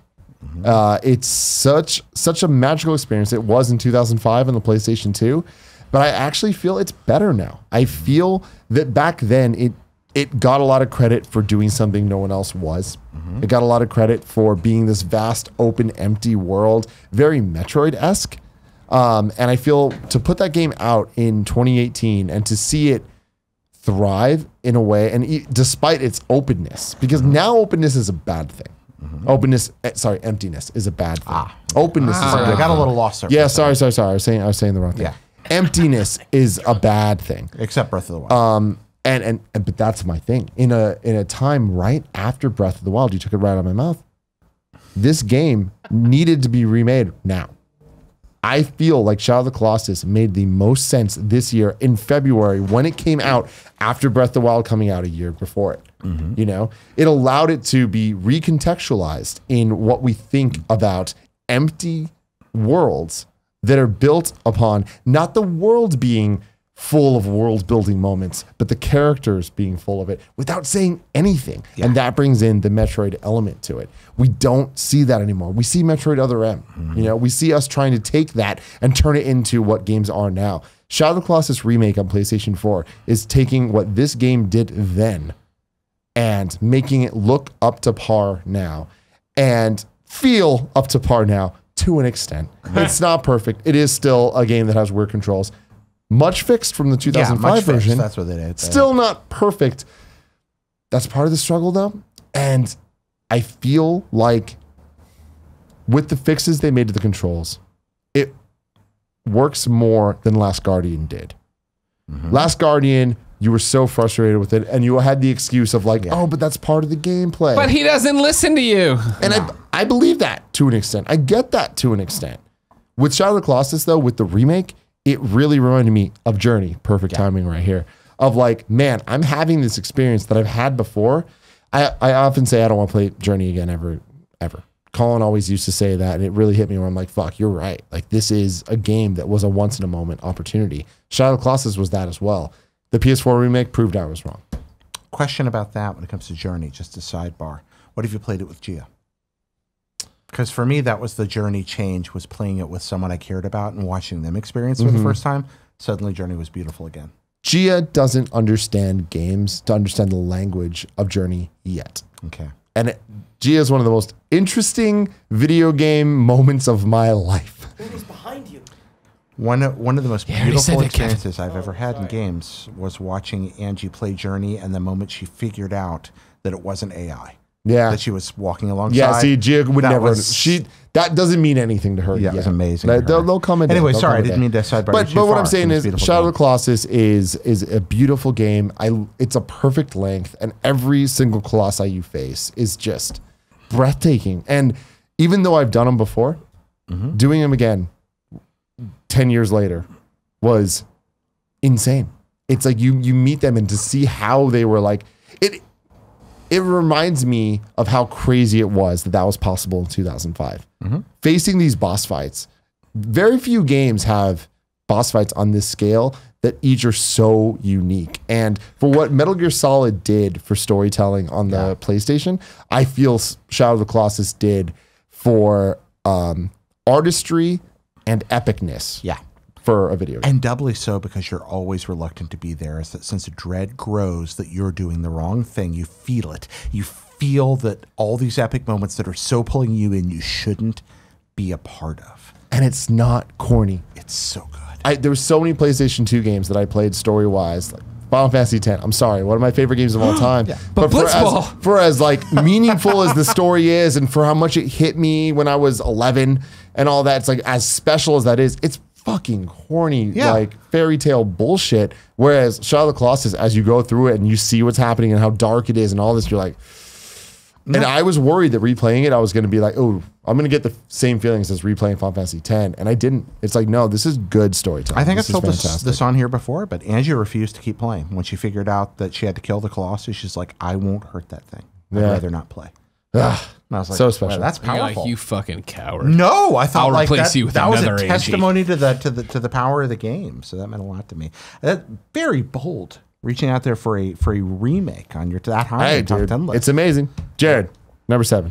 Yeah, I'm regretting pseudo-quoting Gunga Din earlier. Rudyard Kipling, great writer, also wrote some pretty terrible stuff. So we'll leave that be. But number 7 for me, Florence, a fine cellular phone experience. A mobile game of surprising power and mechanical ingenuity. If you don't mind me interrupting, Mr. Petty. Yes, sir. You have great opinions. I like where your head's at. My number 7 is Florence as well. All right, Team Florence. Fuck yeah! My number 6 is Florence. Your number 6 is Florence. Florence is awesome. So the next 3 are Florence. Florence. I think we should just maybe do them as one. That works for me. That works for me. Wait, how do I do this on the notes then? Then you go.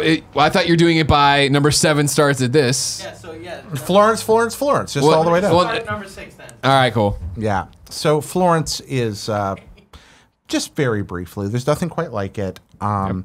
It embraces some of the themes Celeste does in incorporating the gameplay mechanic with the emotion that's going on in the story, the fragmented puzzling, for example, things getting easier or harder based on the status of the relationship. It's brevity, it's discipline, it's variety of gameplay within what amounts to a 45-minute to an hour experience. Yeah. It's exceptional music. The fact that somebody made a cell phone game that was not about trying to rip money out of your pocket, it's just glorious. As much as I love Part-Time UFO, Florence is art. It's gorgeous, right? That's the thing. And I think it's gorgeous from the art perspective. It's gorgeous from the music and the soundtrack. It's like you're saying, and I think if you haven't played it, you don't completely understand it, but from the gameplay, which is simple, of like word bubbles popping up and you moving things into them to make puzzle pieces. It's simple when you're flirting and you're starting this relationship, and then when things get rough and you start fighting, the puzzles get harder. And even with the simplest things of taking things and putting them on the shelf, and then, spoilers for Florence, but I think we've talked about it enough, when the relationship goes wrong, taking those things off the shelf and putting them into a box, right? Like that was a special LA flight for me, where it was me and Jen, me playing it, us sharing earbuds, and as it all falls apart, her crying next to me, right? Because we've all had that relationship that goes wrong like that. And to see, like you're saying, a 45-minute experience deliver that kind of power. Yeah. And that's what I was talking about, I think, last week, right? Or 2 weeks ago with Grease, as somebody people wrote in. I understand where that game's trying to pull my emotional strings, and it's just not happening the way I think. And maybe at the end, it's all going to pay off in the other game. But like Florence does it in 45 minutes, and I got home and for the next week played that soundtrack, and it would be that thing where I'd be playing it on Spotify, and Jen would come into the room and be like, "Please turn this off." Or we'd be together, and it would do that. We'd turn the corner to where it starts getting sad, and she's like, "All right, we got to stop. We got to stop now." I texted Angie, "You have to play this," the day I finished it. I came home that night, and she threw something at me and said, "Why did you make me play that?" It was beautiful. Florence is powerful. It is. For me, and this is going to sound very weird, but Florence does nothing original. Get the fuck out of here, you piece of garbage. And I only say that because I have seen this before in YouTube videos. Oh. I grew up with YouTube. There was movies, there was TV, but I always had YouTube since 2005 when it first started. But like when we hit the time around 2008, when people started really getting paid for making YouTube videos, a group came around called Wong Fu Productions from San Diego. Hey, they're awesome. They're fucking awesome. And they did a lot of storytelling based YouTube videos. Well, funny shit and sometimes. they made a really, really, really good multiple series at this point, countless series that were very real, relatable, relationship-based YouTube series that were so real. And it reminds me of the story of Florence. It's so real where it just hits you and like, oh my God, anybody can relate to this. We've all had those moments. Yeah. But what impressed me so much is that you can't do that in a movie. You can't do that on TV. Whether it's the commercials you need, whether it's, the oversight, whether it's this or that politics, blah, blah, blah, blah, blah. YouTube allowed people to just do whatever the fuck they wanted. And they were able to tell that story. For the first time ever, Florence did that in a video game for me. Yeah. It's not the first time I ever saw it. I saw it years ago. I saw it a decade ago at this point. But they did it in a video game and they made me part of it. Yeah, you got to live it, right? I got to live it. I had to be the one doing the actions. I had to take the things off the dresser. I had to do all this. Yeah. And it was such an impressive moment for me because I realized I saw where Wong Fu Productions was. I see where they are now. Seeing what Florence did, I don't remember the team that made the game. But Mountain something, right? I'm on it. For them making that game, what are they going to make in 10 years? And more than that, where are video games going to be in 10 years? The fact that we're at the point already in video game history as a medium that it took video how long to get through from 1920s with movies all the way through TV, all the way to YouTube in 2008 that I'm talking about? Mountains. Video games started in when? Depending on who you ask. Here we go. I'm asking He's you. going to do that 50s. He's gonna Probably pull the that 50s card. 40s, really, but we'll say 1962 with 1962 was the answer that I was looking for, Jared. And from 1962 to where we are now to finally get there, I think that's very promising for the medium of video games. And for that, I give Florence a lot of credit. So, Tim Gettys, sidebar here, I have to ask you, how many emails do you think this production company has received that just say thanks for everything? I do have to ask.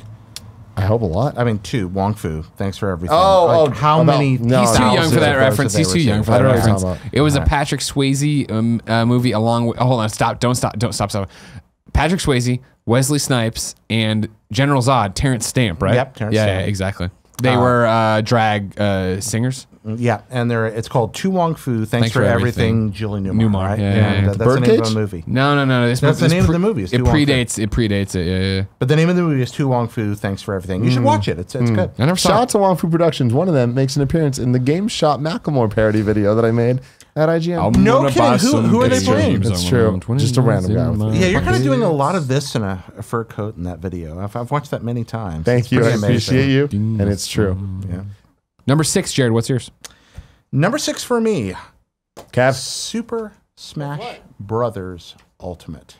Nice. A game that I've had more fun with in the last week than I remembered I could have. Every time a new Smash comes out, I forget how much I love it until it comes out. And then Smash arrives and I'm like, this is everything I want out of video games. I love deep narrative storytelling. I love the feels. I love being transported to fantastic worlds, but I also love banging action figures together with my friends. And Smash does that better than anybody ever has and probably ever will. Smash Brothers Ultimate is a dream game. It is what I wish AAA development were more of the time. An investment in joy, not nostalgia, but in the celebration of the medium and the best things about it, purely gleeful. I haven't even touched single player more than I've absolutely had to unlock things or have some idea what I'm talking about. I don't care. There's so much to that game. It's such a vast web of artistry and joy that I just want to get lost in that world for hundreds of hours. I will not get tired of Smash for some time. And it reminds me that Nintendo is the greatest game maker in the whole wide world by a long shot. And every time I forget that, a new Smash comes along to say, oh, no, really, guys, seriously. Somehow, every few years, they sell me a $60 commercial for Nintendo.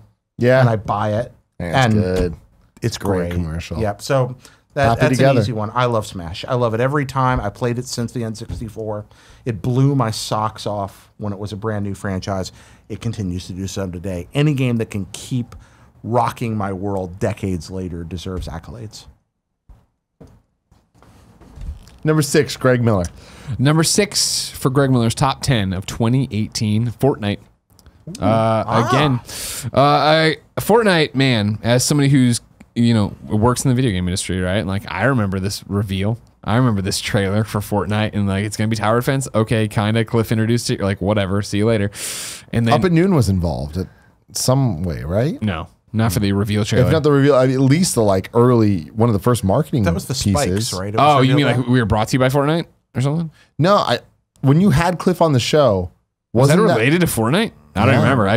You could very be possible. It was announced at the Spike VGAs. Yeah, I remember but that. I feel like this was one of the first. There was a reveal, whether it was gameplay or something. I don't remember. I may be wrong, but I remember being in the control room. But I mean, to see that game be announced, go into just being vaporware, nobody knew what it was. It'd be so quiet to the last year, right, when it was Judges Week, and they were like, "Here's the big reveal." We went into this one of the hotels. We went into the basement ballroom.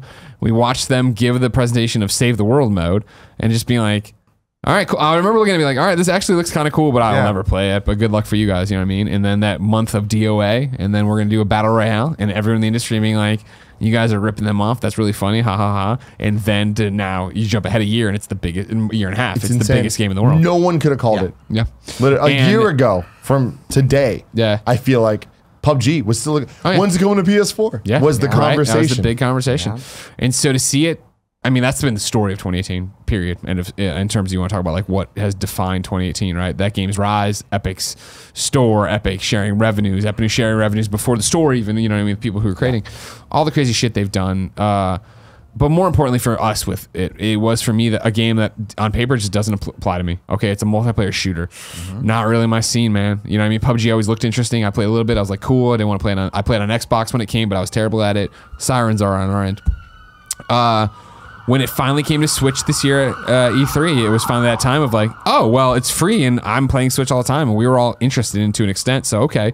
And to jump in and find a user base with the Switch players that was as ignorant to it as I was all I needed. Because it was equal footing where it wasn't jumping. Because I don't want to say punishing, but like that community's already been playing for so long that to jump in on PlayStation 4, like what the fuck are you doing? You don't know what's going on. And I toyed around with it. I've always been garbage at it. So to get in with the Switch and have Joey and Kevin and Andy all playing, Nick eventually joining in and really being into it, like we went so hard on end of season 4 and all of season 5, right? And then it was that thing of as quick as it came on, it was over. And we moved off. Season 6 came, or did I just confuse them? No, season 6 came, and I didn't touch it. Joey kept playing. Kevin kind of fell off. Andy was here and there. And then at Game Awards, when they announced season 7, it was like, oh, that sounds interesting. And to get back in, and here's my money for the Battle Pass. And me and Poe were playing, and we're playing what Fortnite gets so right that I think I missed when I was like, oh, it's not for me. And what you'd miss not playing it, right? Yes, winning and getting a victory royale is a huge deal and awesome, and that's what's great. And I'm always excited to get down to the final few and have my blood pumping. Fortnite is so good at not only the daily challenges, the weekly challenges, the battle pass challenges of, hey, guess what? There's something in here for you to play and earn. In the same way I was talking about Luminous, I'll jump in and do this. It'll be the same thing of like, man, I got 15 minutes or whatever. Oh, well, what's the daily? What weekly haven't I done? Oh, I have to dance at this thing. Jump in and go do it. Oh, there's these things I got to go do. Okay, go do it. Where there's a very distinct difference of, all right, cool. I'm playing by myself and I have a whole bunch of hours. Let's try to win. All right, cool. Poe's going to join me. Hey, Poe, we're not going to win. Let's fuck around and talk and hang out and do crazy shit. Okay, cool. I have 10 minutes. What mini challenge can I get in and get done? I have to search this many treasure chests. I have to do this many things.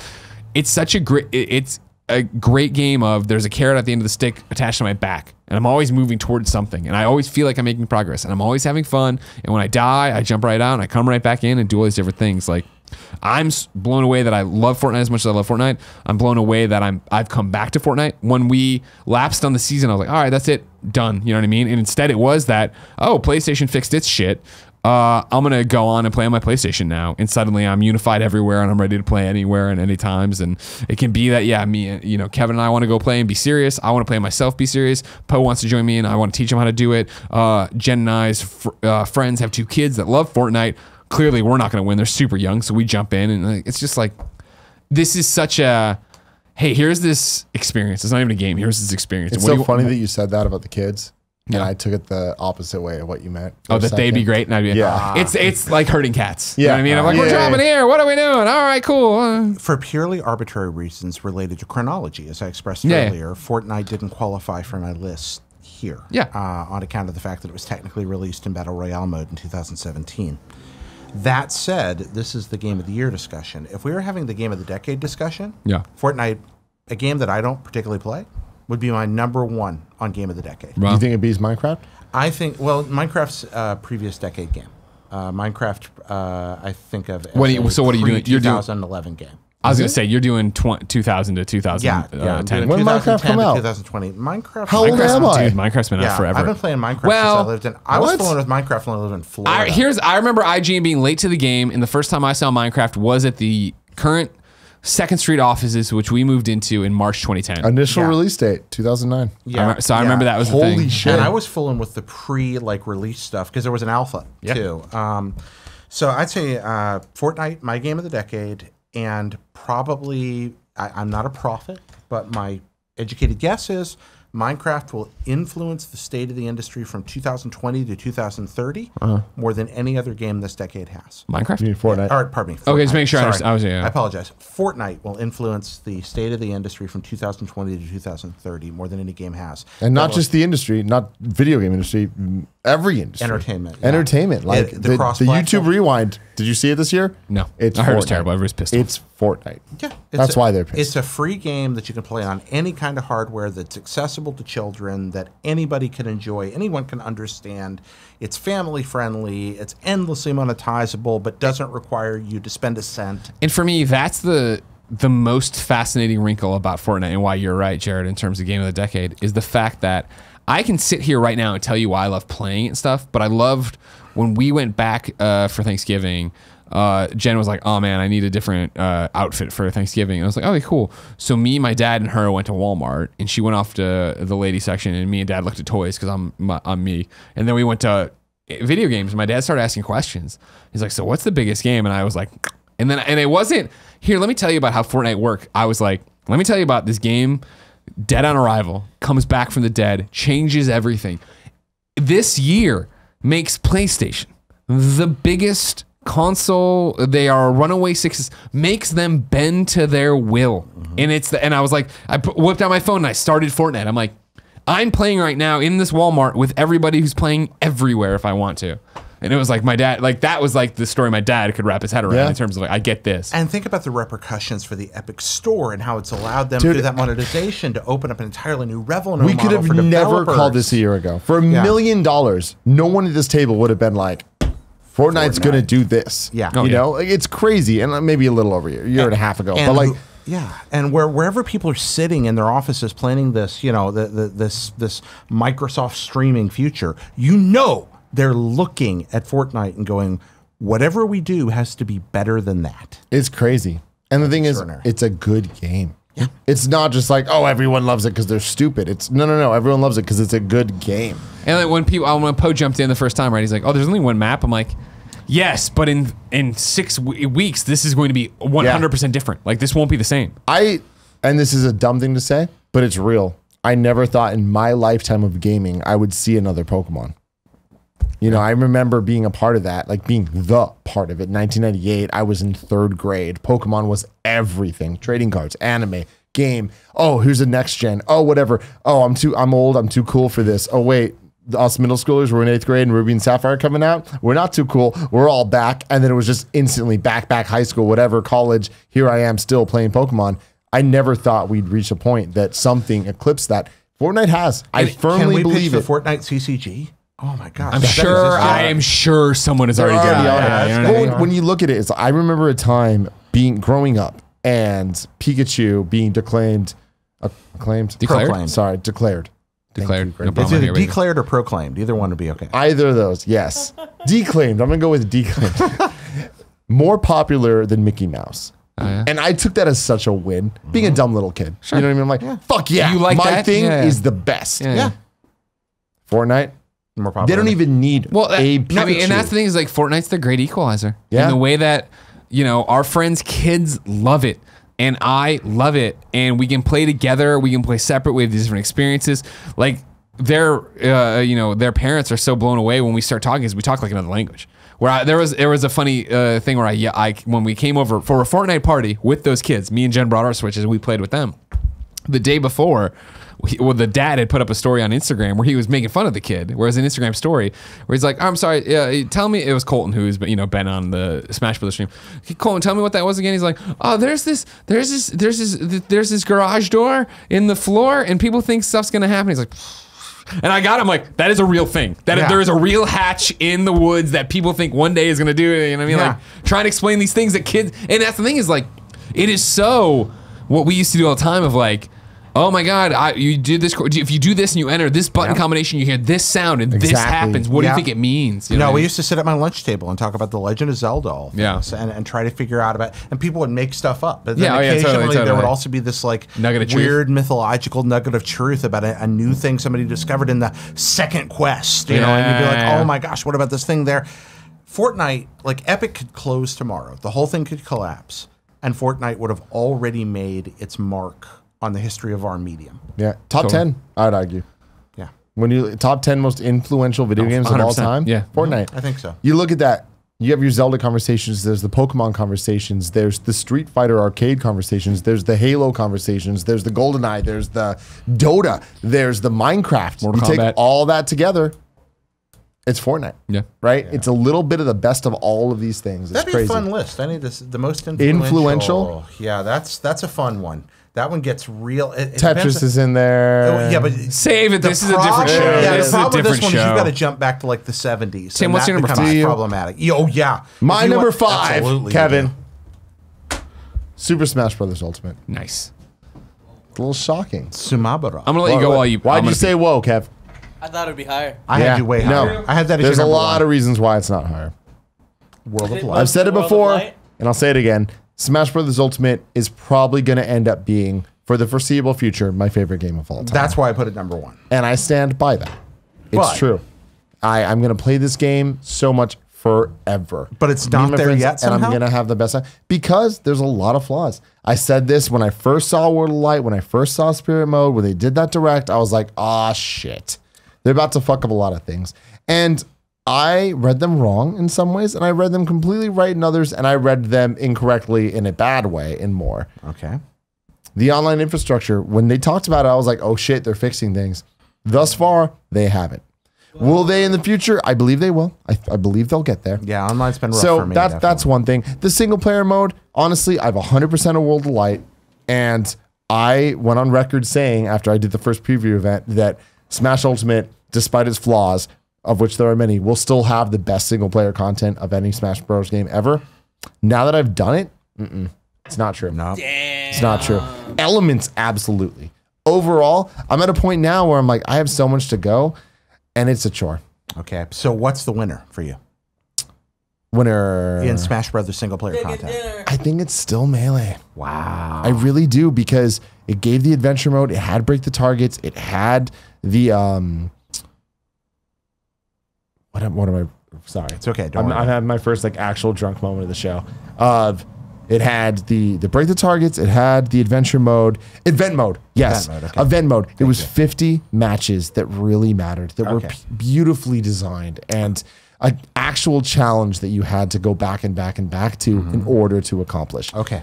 And I feel like World of Light has, out of the, I'm currently at 800 spirits out of about almost 1,300. Yeah. So I'm pretty far into this. Yeah. And out of those, I would say only 20 have been awesome. So you would have preferred a far more deeply refined experience where less was more. Yes. Okay. And because of all that, and because of the single player, I hit a point where once I 100%ed World of Light a couple days ago, I went in to do all the other stuff, and I'm like, dude, classic mode is the best in this game that it's ever been. And I stand by that, and that for sure is better than any game we've previously seen. But I'm like, I don't want to play that now. I want to save that for flights that I have in the future. Everything else, though, I'm like, I don't want to do the spirit mode shit. And I love that I'm giving my answer for this right after Greg just talked about Fortnite. Smash Bros. Is not accomplishing what Fortnite is doing. It's not accomplishing what Rainbow Six is doing, or Destiny, or any of this, where they're doing their spirit matches week to week. There's different events that are happening, but they're just events that don't really help. You get a little bit more experience. You get a little bit more spirits points, or this or that, whatever the fuck. I wanted more. I expect more from this. We should have got more from this when we got so much bullshit nobody actually wanted. Okay. And that is why this is so low for me, despite being one of, if not my favorite game. You know, Sakurai's listening right now, and he's crying a little. He's not like, listening. Tim, I tried. He's like, Tim, I tried to bring you what you want. He needs to listen then. Like, there's something here where it's like, with what Fortnite's doing, Smash Bros. Should be doing that too. The map, it's just one map, but it changes so much. Dude, we can do that with Smash Brothers. Give us event matches. Give us something that it's like, oh, this is a challenge that we actually need to accomplish over time. And honestly, I think they're going to give it to us. I think that over time, they're going to be like, you know what, we're adding these things. But you wish that he used the time they used to produce some of these other modes. Absolutely. And that's why it's my number 5. That's fair. That makes sense. Now, here's what I like to point out before we go, and I'm sorry. We've now entered to, is it Tim's list or bullshit? Tim's list or bullshit? Jared and Greg tried to guess Tim's list, and now they're going to decide if they're right. Gary Petty, you said, wow, I'm surprised Smash is that low on your list. Yeah, no, you picked it at 5. Yeah. You get a point there. Oh, did I? I picked Pokemon at 5, so no. I picked Smash at 5? Okay. Boom. I love this. All right. So I did. Jared Petty, number 5. Number 5 for me, a little game called The Messenger that came out of nowhere to blow my socks off. I believe out of Quebec City. Well, yeah. And probably time for that standard disclaimer. The boss's wife helped work on it. But yeah, that's right. Well, yeah, she did brand management for it. Yeah, exactly. She didn't design it. But The Messenger, I'll just keep this succinct. The Messenger does not exploit nostalgia. Instead, it looks at classical game design and finds ways to surpass it.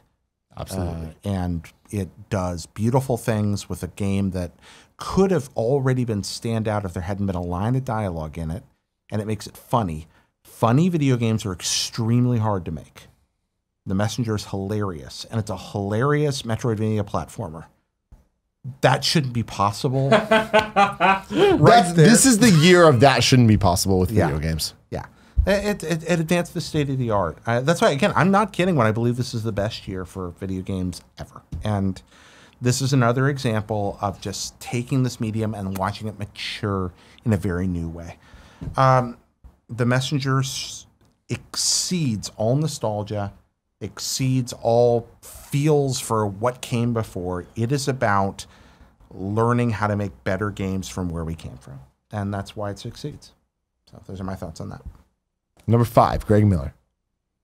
Number 5, a little game called Monster Hunter World. Oh! As I've said before, Monster Hunter World is a game that rightfully and truthfully caught me off guard. I had reviewed the Monster Hunter games on PSP at IGN. I had given Monster Hunter try on Wii a go because Charles was super into it, and I wanted to be into it, and it was still too much like PSP, where I thought there were so many cumbersome things in it. You say you tried it. Hey!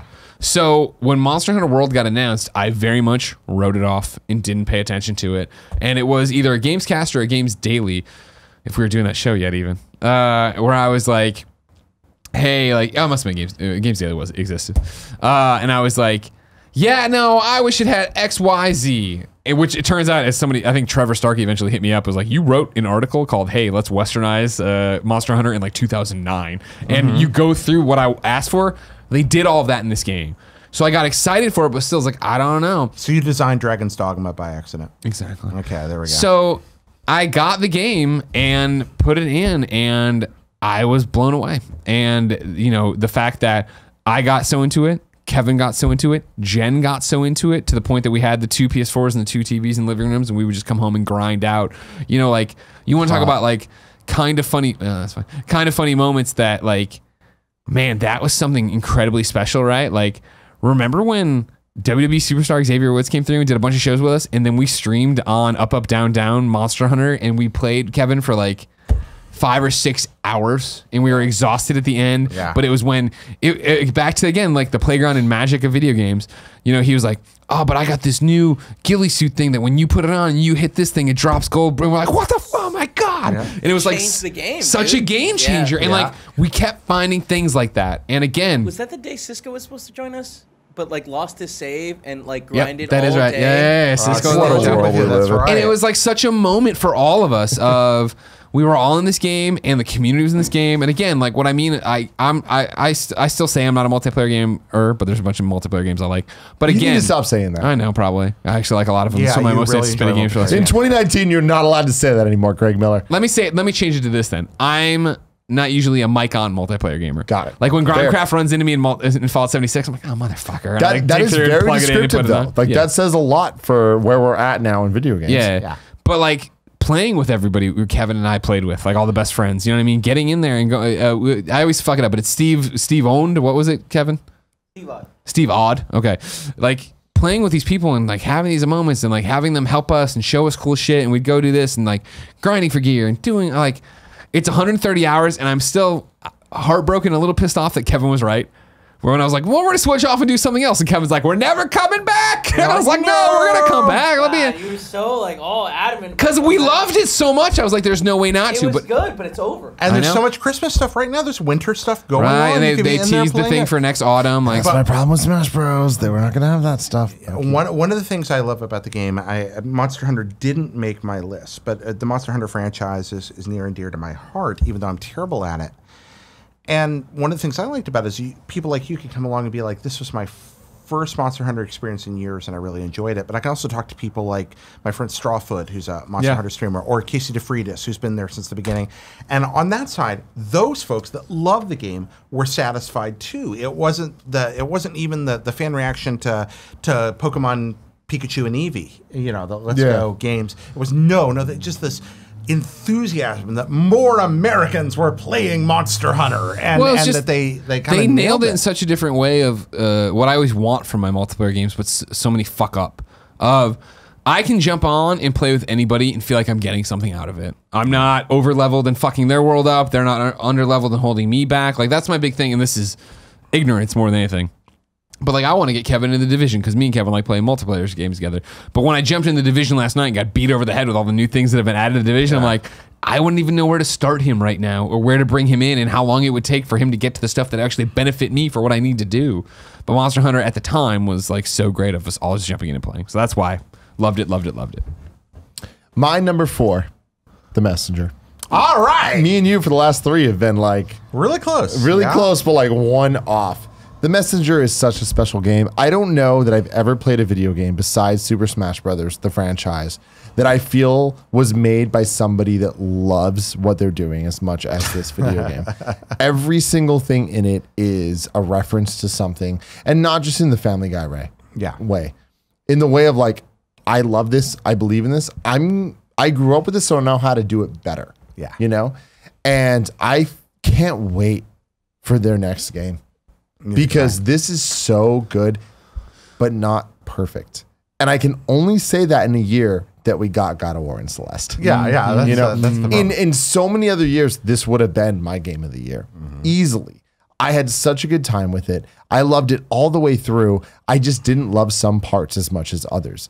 There's a twist in this game. There's multiple twists in this game. All of them are treated with equal care. It's funny because you hit a point where you're like, for every person that feels the way I do, there's an equal person that feels the things that I liked were the lesser part compared to the other.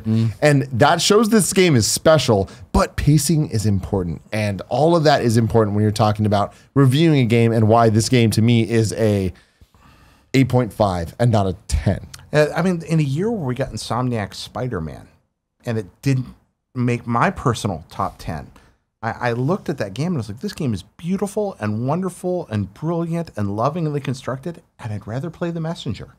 And that's weird to me. It is. But kind of wonderful in a way, too. It really is. Nothing to take away from Spider-Man for me. Absolutely. You said it earlier that like these just aren't retro games again. These are better retro games. Yeah. Like these are the new generation of what that could be. This isn't just the best NES game. It's like something special. No, this is very much a 2018 video game, and that's just aware of what it came from. Yes. Yeah. And I loved it. I loved it. The soundtrack. I loved the writing. I loved so good. Just every moment was so good and so special. And then the thing I didn't like about the game is there was a twist like in the 2/3 through that I'm like, you were slowing this to a snail's pace for me when I was going at a pace that was go. And I saw what you did and I loved it. I just wish it didn't happen when it did. I would have rathered the flip. Do it the other way It's around. this and then that. Well, we're more accepting as players as a slower second act. I mean, that's something that we're willing to put up with. But I think that's a really wise point there, definitely. Yeah, and it's interesting. Again, it's like this game is amazing. It's just not perfect. And again, can't wait for the next game. Messenger is super special. You should definitely play it. I'm not a Ninja Gaiden guy at all. And I thought this game was fan-fucking-tastic. Wow, that's great. I am a Ninja Gaiden guy, and I thought it was fantastic as well. Number 5 for you, Jared. Number 5 for... Oh, wait. Number 4. Number 4. You're on number 4 now. Jesus, we are. Number 4. This podcast flying by. Which is true. A great show. I do love Game of the Year. Every time we start doing... usually around June in the midsection, I'm like, I hate Gamescast. I hate Tim. I hate Jared. Why am I here? But then this one reminds me why I like it. Aw, that makes me happy. Thank you, Craig. Also, I'm glad you don't hate me for a anymore. lot of the year.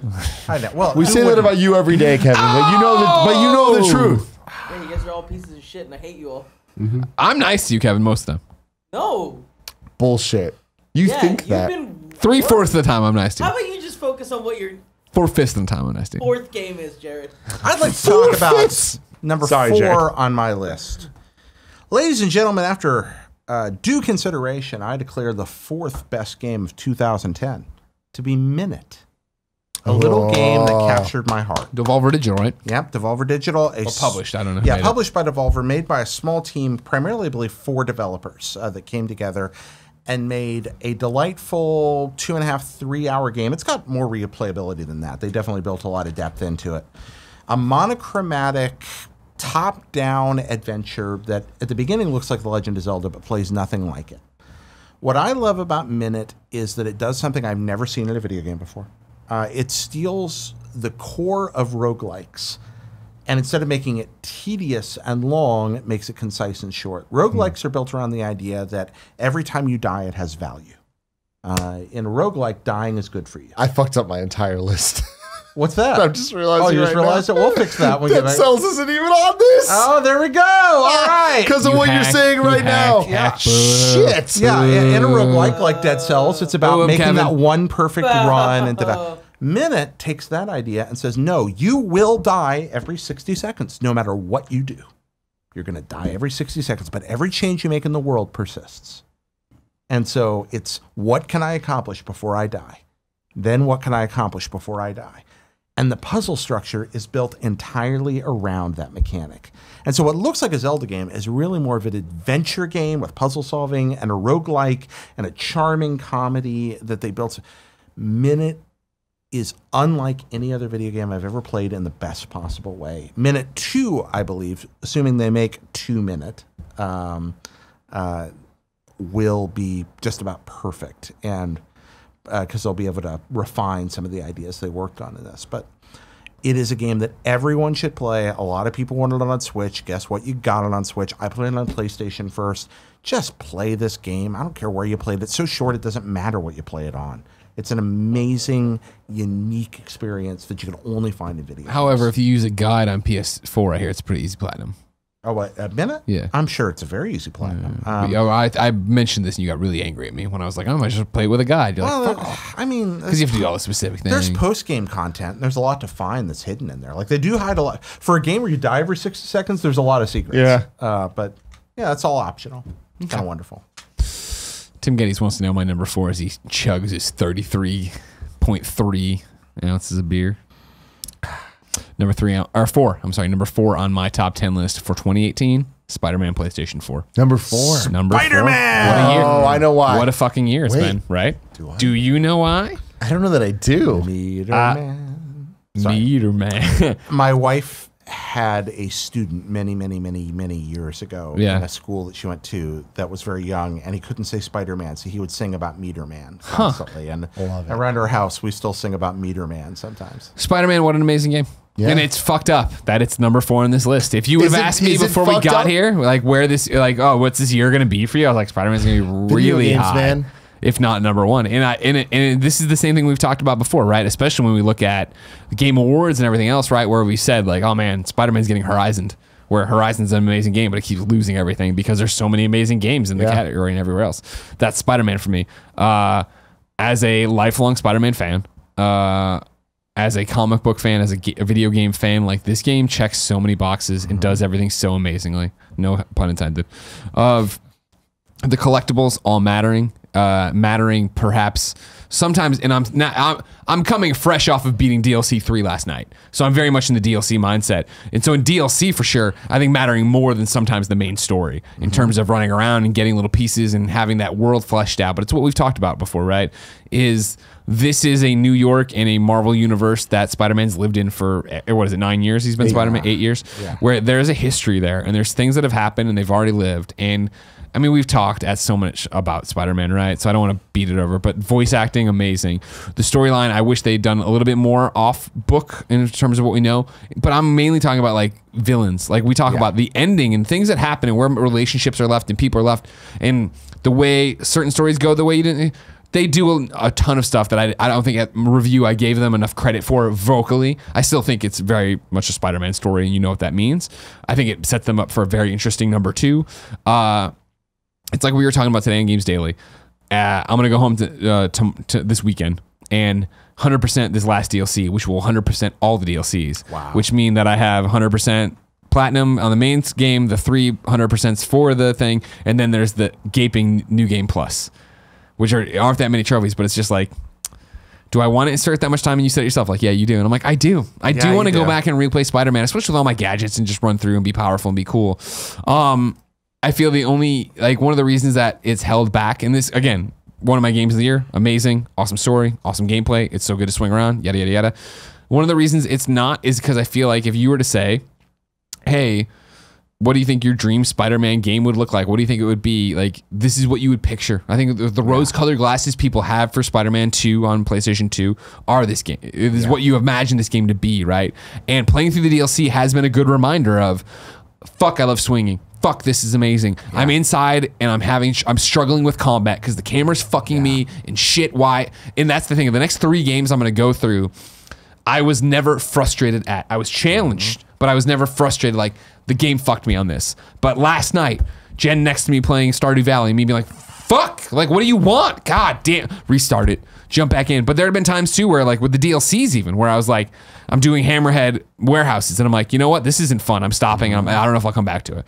Coming back, and then it was one of those things that I jumped in. I'm like, oh, I never upgraded the gadget I'm using right now. So let's put in all this dumb stuff. But the game's amazing. I'm not trying to say it's not. It's number 4 on my list. But this is why a game that I truly love and am blown away by, and I'm so proud of Insomniac as somebody who's been someone who's covered their career for so long. So fucking proud of these guys. Yeah. That's why it's where it is. It's undoubtedly a great game. I am surprised that it didn't rank higher for me this year, and I think some of that has to do with it's a more checkmarky game than most of the games we got this year, along with Odyssey, another game that grabbed me less than I thought it would. It feels like all video games are a list of things to do. Sure. This one felt more that way than most, and despite the brilliant traversal and the beauty and the great storytelling, I kind of got the impression that some of that wonder was lost on the dedicated mission structure of it. But it's still a brilliant, great game. There's no question. And I absolutely understand somebody saying it's one of their very favorite video games for the year. That totally resonates with me. Before we get to our number 3, I got to revise my list entirely. And originally, fucking go. When you said your thing, it reminded me of Dead Cells, and I was like, oh, Dead Cells is my number 5. It's above Super Smash Bros. Ultimate.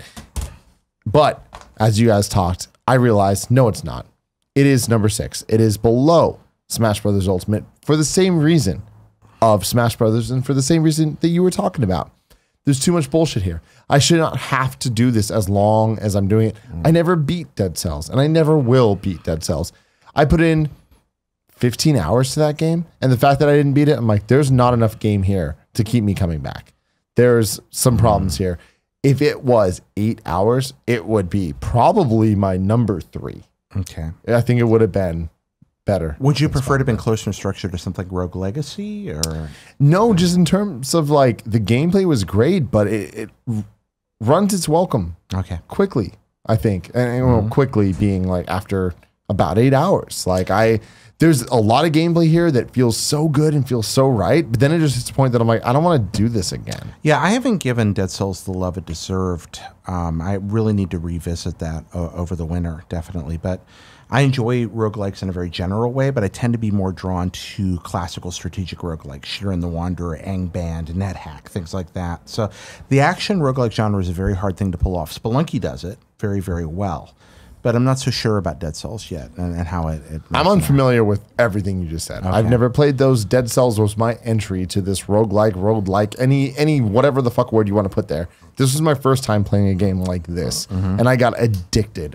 Plane flight after plane flight, to the point that even after plane flight, I'm like, I don't want to do anything. I just want to play this. And that shows how much I love it. It just hit a point that in this conversation, thinking about it versus Smash Brothers, both having things that I love and things that I hate. At the end of the day, Smash Brothers is such an accomplishment. It comes back to something you said earlier that was, this shouldn't be possible. Yeah. It shouldn't be possible that Smash Brothers has every fucking playable character that's ever been in the series there with all this new stuff, with new blah, blah, blah, all this. They did it. They spent so much money and so much time. And when I look at Dead Cells, it is possible. There's nothing about that game that I'm like, oh my God, this isn't possible. But every single game in my top 5, I think that shouldn't be possible, which leads me to number 3, Spider-Man. This shouldn't be possible. It shouldn't be possible that Spider-Man is one of my top 3 favorite games of the year. We've had so many Spider-Man games that were between good, spectacular, ultimate, and amazing. Yeah. Where it's like, oh, this is everything you could ever want from a comic book fan. But we're video game fans. Yeah. And I feel like we gave that such like, well, we'll give you some bonus points because you treated this with respect. Yeah. But to play this game, this is way better than Spider-Man Neversoft on PlayStation 1. This is way better than Spider-Man 2 on PlayStation 2. This is the best Spider-Man game of all time. It's the best Spider-Man game of all time. Well, I think the thing you said that was so pertinent in the review was the fact that we all know Spider-Man. We all know Peter Parker. This one feels new, and it feels like you look at it, you play it, you're like, yep, that's Peter, that's Spider-Man. Yuri kills it. They all do it. They know what they're doing. They set it up, and I understand what's happening. And what I love more than anything is the fact that I disagree with you so hard on this just being another Spider-Man story. Spider-Man is my favorite hero. I've watched, played, listened to, read so many different versions. This version kept me questioning what's happening here. I loved that because certain things, and especially looking back at it, I'm like, oh, okay, yeah, duh. How did I know that? I didn't at the time. There's so many directions they could have took.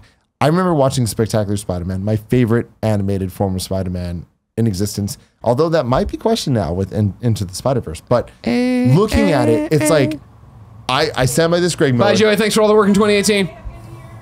You love Into the Spider-Verse. Oh, God, yeah. Oh, my God. Are you kidding me? I think you'll like Spectacular Spider-Man equally. Oh, wow. I really think that it does the same thing. Well, I'm a big Neil Patrick Harris fan, so that'll help me out. No.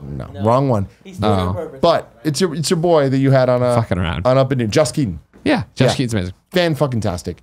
When I watched that for the first time, I didn't expect anything. I hated the art style, and I was like, like, why does it look so kiddie and animated? And like, this is bullshit. I'm an adult that's watching cartoons. Yeah, but like, I'm a fucking adult. And when I saw it, the story choices that they made of who is the bad guy and who is the Green Goblin and who is this, that's what made me go, oh my God, I know the story, but I don't. When I read the Ultimate Comics, which was years late, I read them, I'm like, I know the story, but I don't. Playing this game made me feel that way, and I should never be able to feel that way again about Spider-Man. Yeah. But I did. Yeah. And playing it, you already said it. That's why Spider-Man. You're going to play this DLC, right? Oh, yeah. Good. 2 and 3. I haven't played 2 yet. Like we didn't talk about it on Games Daily today, and I meant to, and I'm sure by this point it's old to everybody who's watching this on YouTube and everything else.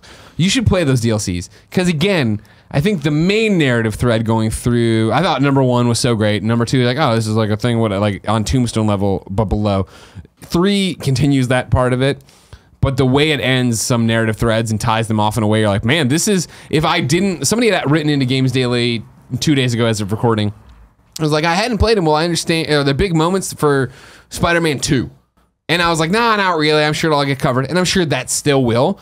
But there is a thing that happens at the end of the side missions of DLC 3 where I'm like, oh, wow. Like, if you were to ask me, hey, pitch me what the gameplay loop of Spider-Man 2 is going to be, I would have said something in there that it would have been patently false if I hadn't played DLC 3. And real quick, before we get to you, I want to say Spider-Man PS4, the first game ever that's not a Nintendo property that I'm like, I want 100% this. Wow. Every single side quest, everything this game has to offer, I want to do. Man, I wish I'd have gotten this pulled into it as y'all did. I mean, I see the beauty. It's one of those, I don't know what's wrong with my brain. I don't know. I think you just got to do the story, and then you'll see. Try again. And then you'll see. Jared, what is your number 3? My number 3 game of the year, I feel guilty for calling my number 3 game of the year. It's too good to be called my number 3 game of the year. This year hurts me once we hit this point, because these last 3 vie together like the Holy Trinity. They feel equal and godlike and coexistent in my mind, and yet I am forced to choose. Forced to choose, I choose Celeste. Hey! Number 3. A game of riveting originality and beauty that does something, again, that, as we've said several times this show, shouldn't be possible. Creates a mechanical metaphor out of what fundamentally feels like a Super Meat Boy clone for deeply engaging storytelling. The mechanics of the game define and mirror and enhance the story of the game. And the story of the game is worth telling. As somebody who suffers from mental illness, Celeste is especially poignant. It is meaningful for me in, and I'm not exaggerating, a medical way. And yet it is also among the best designed action platformers in history. It is just about perfect. On top of that, it has one of the most superb soundtracks I've heard in many, many years. It's visually stunning. And I loathe myself for liking 2 games more than this year. So, Celeste, that's mine. Here. It's a game that everyone should play. Great pick, Jared. Great pick. Craig Miller, number 3. Number 3 for me is Beat Saber. Ah! I mean, you've already talked so much about Beat Saber, but to echo a lot of what you said, like, it is a game that is more than a game. I'm not the guy who wants to work out or lose weight when he plays VR and that shit, but like playing it, like I've told this story before, but I'll tell it one last time and I'll stop telling it. I swear on podcast. Woke up at 4 a.m, caught a flight home, worked all day long, came home and was ready to die, but I just got my Beat Saber code. I'm like, before bed, I'm going to play this at 9:30.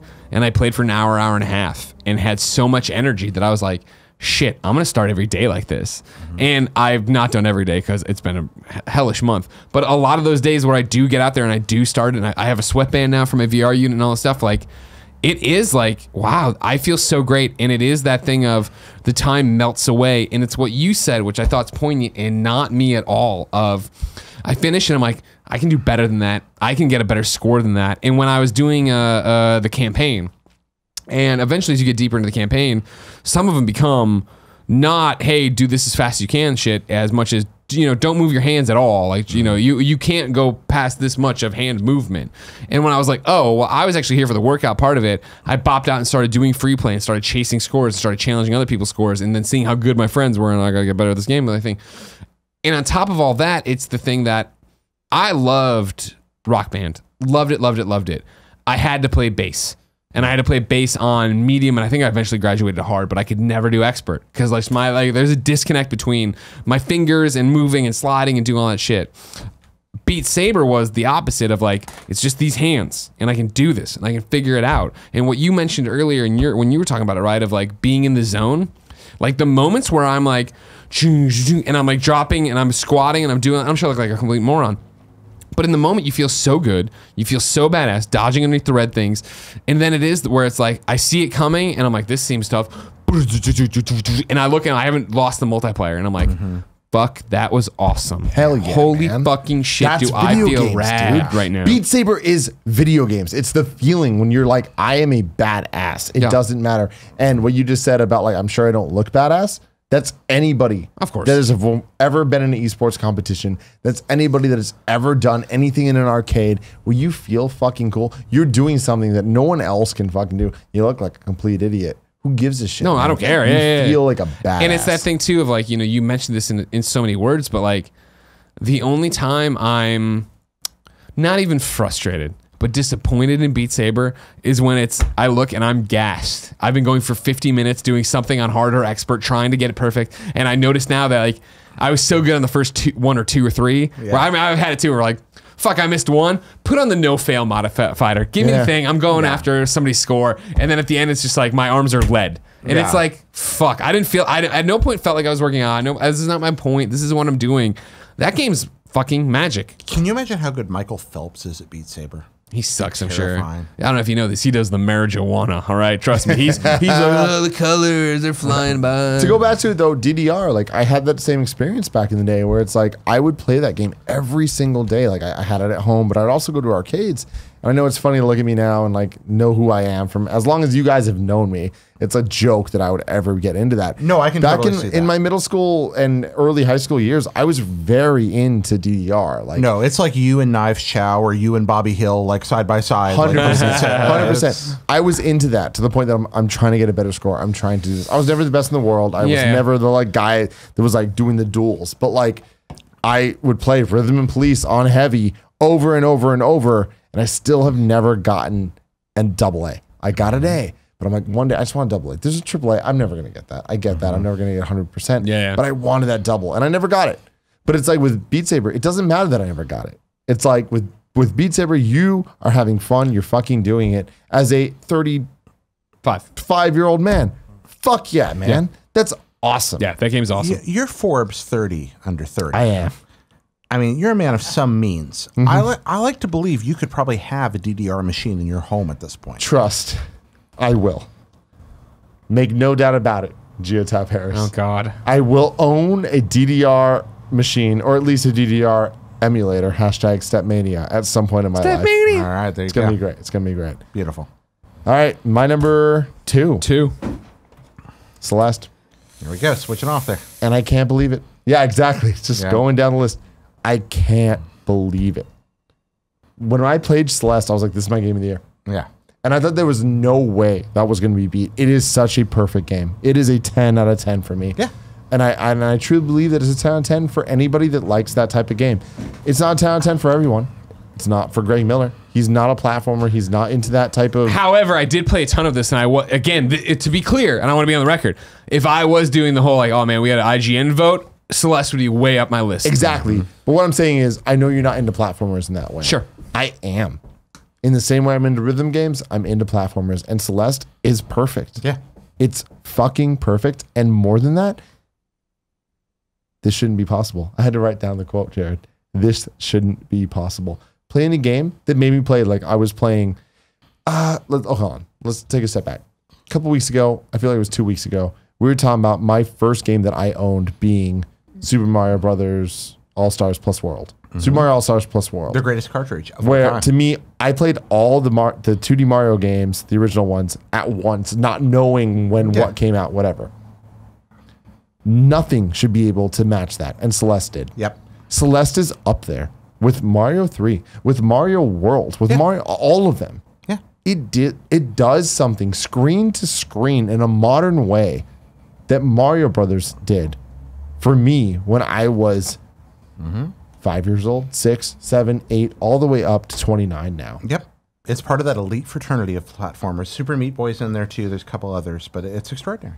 But what this does, and you said it earlier about Super Meat Boy, is this adds a story. And Mario never had that. Yeah. And unlike you, I am somebody that doesn't suffer from depression and anxiety in the way that you describe it. And this game made me understand that. And made me understand it in a way of the gameplay adds to the story, and the story adds to the gameplay, and every single thing that I'm doing. You said it earlier about Angie playing Shadow of the Colossus. Yeah. Of like, I have to stop playing. It reached a point in this game where I was just like, shit, man. Like, I feel so bad for her right now that I wanted to stop. But simultaneously, I was like, I can't stop. I have to do this. Like, I know that she's going to power through this, and I need to help her do that. And that resolution. And so true. The last level of Celeste is so powerful, but it's not powerful without the rest of the game. Yeah. And to me, that's perfect. Like, there's so many TV shows, so many movie franchises and everything where it's like, you need all the other stuff to get to the end, to have it all make the most sense. And Celeste is a perfect example of that. It's so cheap. It's so Xbox Live, Games with Gold, January. It's fucking free for you guys. Get it. Play this game if you haven't already. It is so special. And I honestly will be surprised. I'm saying this right now. I will be surprised if we ever see a 2D platformer as good as this ever again. I think that's not an excessive claim. It's extraordinary. I would say yes, you should do research and you should absolutely talk to doctors when you need help with that. But if you're somebody that doesn't suffer from one of these illnesses, that wants to understand what's broken in my brain, playing all the way through Celeste will probably teach you that better than any other lesson could. Yeah, I mean, it's always, it's a hard conversation, and it always is. Yeah. But like, really, this game made me feel shit, and it's a 2D platformer. It's a 2D platformer, man. It shouldn't have done that, and it did. And it's that plus the soundtrack, plus the design, plus everything about it, the pacing and everything. Celeste is fucking amazing, and I can't believe it's my number 2. It hurts me. A 10 out of 10 is my number 2. Hurts me that it's my number 3, and likewise, I agree. A 10 out of 10. A game for the ages. Jared. My number 2. So long ago, there was a fine motion picture by the name of Major League. You might be familiar with it. I do know it. Charlie Sheen, of course. Wild Thing, Vaughn. Wild Thing. A zany comedy about a crew of miscreant cast-off baseball players who come together on the Cleveland Indians to form a championship team. It is late 80s, early 90s, R-rated grunge humor at its best / worst in many ways. It is an exercise in trope, but people thought it was amusing and fun. There's a little game that came out this year called God of War. And God of War is effectively... I'll make this connection. I'm in. Effectively what would happen if Field of Dreams had been the sequel to Major League. There we go. If it was called Major League 2, Field of Dreams. That was good. And it was, Dad, that's great. You want to have a catch? Yeah. If that was the sequel, because once a long time ago, there was a series of games called God of War, and they were fun and entertaining and light and interesting and well put together, and then it laid to rest for a long time. And then one of the original creators sat down and reimagined it as Harry Chapin's Cats in the Cradle and the Silver Spoon and the Little Boy Blue and the Man in the Moon. When you coming home, son? I don't know when. I don't know when, but we'll be together then. That game! Good Lord, what a work of art. Yeah. Yeah. Just. So, anyway, the sequel to Major League, God of War. That's really fun. Is... That's my number 2 for that reason. And not to mention the fact beyond the story, beyond the power, that there may never be a more satisfying event in history than feeling the Leviathan axe thunder back in your hand. 100%. Tim, I'm sorry you missed the comparison missed a great analogy. It was great. Major League and God of War. I heard the beginning of it, went to the bathroom, thought while I was peeing, what game could he possibly be? It was great because he set it up with Major League, and then he's like, God of War is his number 2, and this would be as if Field of Dreams was the sequel to Major League. And I was like, that's pretty fucking good. That's Jared. what happened. It's just impossible. This game had no business being this wonderful. Clearly, we're going to talk about it again. Yeah, we are. So that's enough for me on that one. Number 2 for me is Assassin's Creed Odyssey, of course. So good. Oh my God. Yeah, you know what I mean? As somebody who I fell in love with Assassin's Creed at Assassin's Creed 2, played Brotherhood after that. The one after that, I forget what it's called. I didn't enjoy that much. Killing the Redcoats. No, there was another Ezio in there. Oh, that's right. It was an Ezio trilogy. Then 3, I was like, I love America. This isn't that great. Like Black Flag, I like the most from the game. Assassin's Creed Odyssey is the best Assassin's Creed in the franchise for me, period. And I know... Before you get into why, can we just... sidebar for a second to my hope that someday Assassin's Creed 3 will be remade as a Hamilton tie-in. Yes, that'd be amazing. I'd be down for that too. And before you continue, I want to say, this shouldn't be possible. The best Assassin's Creed game of all time in 2018? Yeah. Seriously. Like, I feel like that's not talked about enough. Yeah. Yeah. And I mean, it makes sense because Origins was this revival for Assassin's Creed, but it didn't click for me. Didn't like Bayek, didn't like the world, didn't feel it. And so to jump into Odyssey after seeing so much about it and having them say so much about it, and I remember as I was starting to play Odyssey and really dig it, somebody tweeted or put up an article that was, man, Assassin's Creed Odyssey is the heir to Witcher 3's throne. I was like, man, that's a bold fucking claim. Now 90 hours plus on the other side, 1,000%. 1,000%. I get it. I didn't connect with Geralt of Riviera like that way in Witcher 3 like so many other people did, so I didn't invest that time.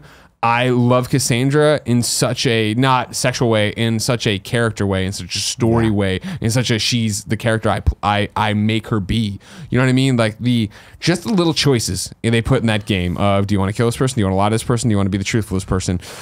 It takes away my biggest problem I had with Red Dead, right? Of like, I don't feel like I own that character. I'm just along for their story, which is good, but I don't like their story. Because I count my Last of Us on that all the time. This one gave me that enough of the shades of gray where I got to make Cassandra my own. And in a year and a show, right, where we have talked so much about games as service and where that's really not my jam, Assassin's Creed is the opposite, where it's so my jam, and they will have every dollar they can ever get out of me because I love all the content they've made and I've had so much fun with it, and I just want more reasons to go back, and that I have gone back to play missions that aren't attached to trophies, and that when I would, Jen would wake up in the morning and we'd make breakfast, she'd be like, well, what happened in Assassin's Creed last night? And I'd be able to rattle off 4 different side quests I did that were hilarious, that were touching, that made me sad, they all made me feel something. Nothing in that game is a throwaway, this is what it is, right? There's definitely downtime in terms of running across the map to get something. There's definitely repetition in terms of like, sure, you go off, you kill this thing, you bring it back. Like, you know what I mean? Like the gameplay loop is very surface level in terms of what you're doing. But to jump into the mastery, the way I've built my character out, to when we did a Let's Play stream or whatever, and Kevin looked at how I've built out, and he's like, well, man, that's not how I built out mine at all. The way Alana played versus how I played in our GameSpot stream, like, it's a game that I think you could take a glance at or even play, be like, oh, I get it. But then to see how somebody else plays it and see the difference in the vibes and Kevin to be playing as Alexios and me playing as Cassandra, and for the choices I've made, and like to actually come together and be like, well, what happened when you made this decision? And wait, what was your cutscene? And da-da-da, like, and then I jumped on the fact of like, I don't think I've ever played a video game and been like, man, I should really go there. I play this game, I'm like, man, I should go to Greece. Like, I know it doesn't look like this anymore, but like, I'm so into this world. I've heard parts of it too. Is so beautiful and so cool and so much fun to explore. And it's a game, it took me 80 hours to platinum or whatever, and I keep playing, and I can't wait for more content for it. And not even content in terms of new quests, but like when they did the whole thing of, the things I wanted of taking one costume and making it look like another, but keeping stats, the mastery skills, what you're gonna do, the point, like, they're knocking out of the fucking park with this game to this day, let alone the fact that it was so good to start with. I don't know if this was on this cast. We've done so many podcasts today, I don't even remember anymore. Of course. But at some point earlier today, we were talking about things we were going to go to over the break. Yeah. And I just have to go back. Every time you talk about this, I get excited. I enjoy listening to you talk about Assassin's Creed Odyssey more than any time I've sat down and tried to play Assassin's Creed Odyssey at this point. Yeah. I feel like if I can just get as hooked as you are into this, sure. I'm gonna get. Well, that's why we're two sides of the same coin with Red Dead and Assassins, right? Still, so I feel like I'm gonna like it if I just give it enough time again. Yeah, and because it's just, again, you say things like the heir apparent to Witcher 3. That's beautiful. Also, someday you have to go play Planescape Torment. Just hearing you talk about this game, it's an old CRPG from the late 90s, but it is like everything you're describing you love about Assassin's Creed is in this beautiful game, and I'm not going to say any more about that. Okay. But you need to play Planescape someday.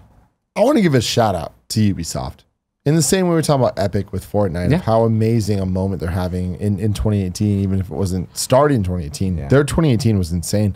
Ubisoft, man. Their 2018 was insane, and to end it with what you're calling the best Assassin's Creed of all time, like, good for them. They're listening, they're growing, and I feel like it's not like they're coming back from the dead. For the past couple of years, they've had hit franchise after hit franchise, and it's never always 100% win. It's always kind of like a back and forth. Hey, they stick with it. Siege. They're For Honor. So weird and wonderful, and they are the AAA developer publisher that this industry needs. I don't think that 7 years ago, we would have been like, Ubisoft is the best third party of all time. And here we are. Let's for a second though take a step back and just be in terms of industry commentators. This is the year where they finally stopped the Vivendi thing. Like you would have told me 2 years ago, maybe even a year and a half ago. I think it was 2 years ago. That like it was like, oh, there's no way Vivendi's buying them. Vivendi's going to get rid of the Guillemot family and do all this different stuff. Ubisoft won, dude, and they stopped. Quality and they pivoted. Won. Yep. This is such a rare moment. We need to all appreciate this and understand what happened this year, if not last year. What happened last year, going into this year though. But this year's, increased proof that quality wins when it comes to video games. That said, best third party of all time is Atlas, and you take that nasty comment back. That's here's a fucking another game with some anime garbage. You give me a Jared. bad Atlas game since Jaws and Friday the 13th in 1980. I love you so much, Jared. Atlas just makes great games. That's what. Well, they while do. we're at it, and it has nothing to do with this, but this is from when I was in the bathroom peeing. I started singing "Walkie Talkie Man." Where is another Elite Beat Agents? Dude, where are your Elite Beat Agents? We've talked so much about rhythm games, and we haven't brought up Elite Beat Agents. Switch, which has a touch screen. How has this not happened? It's bullshit. It's fucking the cowards at Nintendo. They just don't get it. My number one for the year. Kevin, we're doing number ones. With Rhythm Heaven. Oh, together, like cross. I'm with you. Elite Beat Agents cross Rhythm Heaven. My number one is anyone surprised? It's God of War. My number one is God of War. And the reason is, look at these guys. This shouldn't be possible. Yeah. I should not be giving a God of War game my number one spot of the year, especially in a year where I have said, we got a 2D platformer that is as good as a 2D Mario game, and that we will never get a better 2D platformer. Yeah. My favorite franchise, period, end stop. And I'm saying God of War is my number one. Loved the God of War games, cool. They were fun. I was always a DMC guy. My best friend Curran, God of War was his shit. I looked at it, I'm like, all right. The gameplay seems fine, whatever. It's more about the epic moments than it is about the gameplay. Yeah. So I was never about that shit. And also, I feel like I would have been more about it if my PS2 didn't give out and my laser literally wouldn't read God of War 2. So I just gave up on that franchise. The laser, not you. Thank you.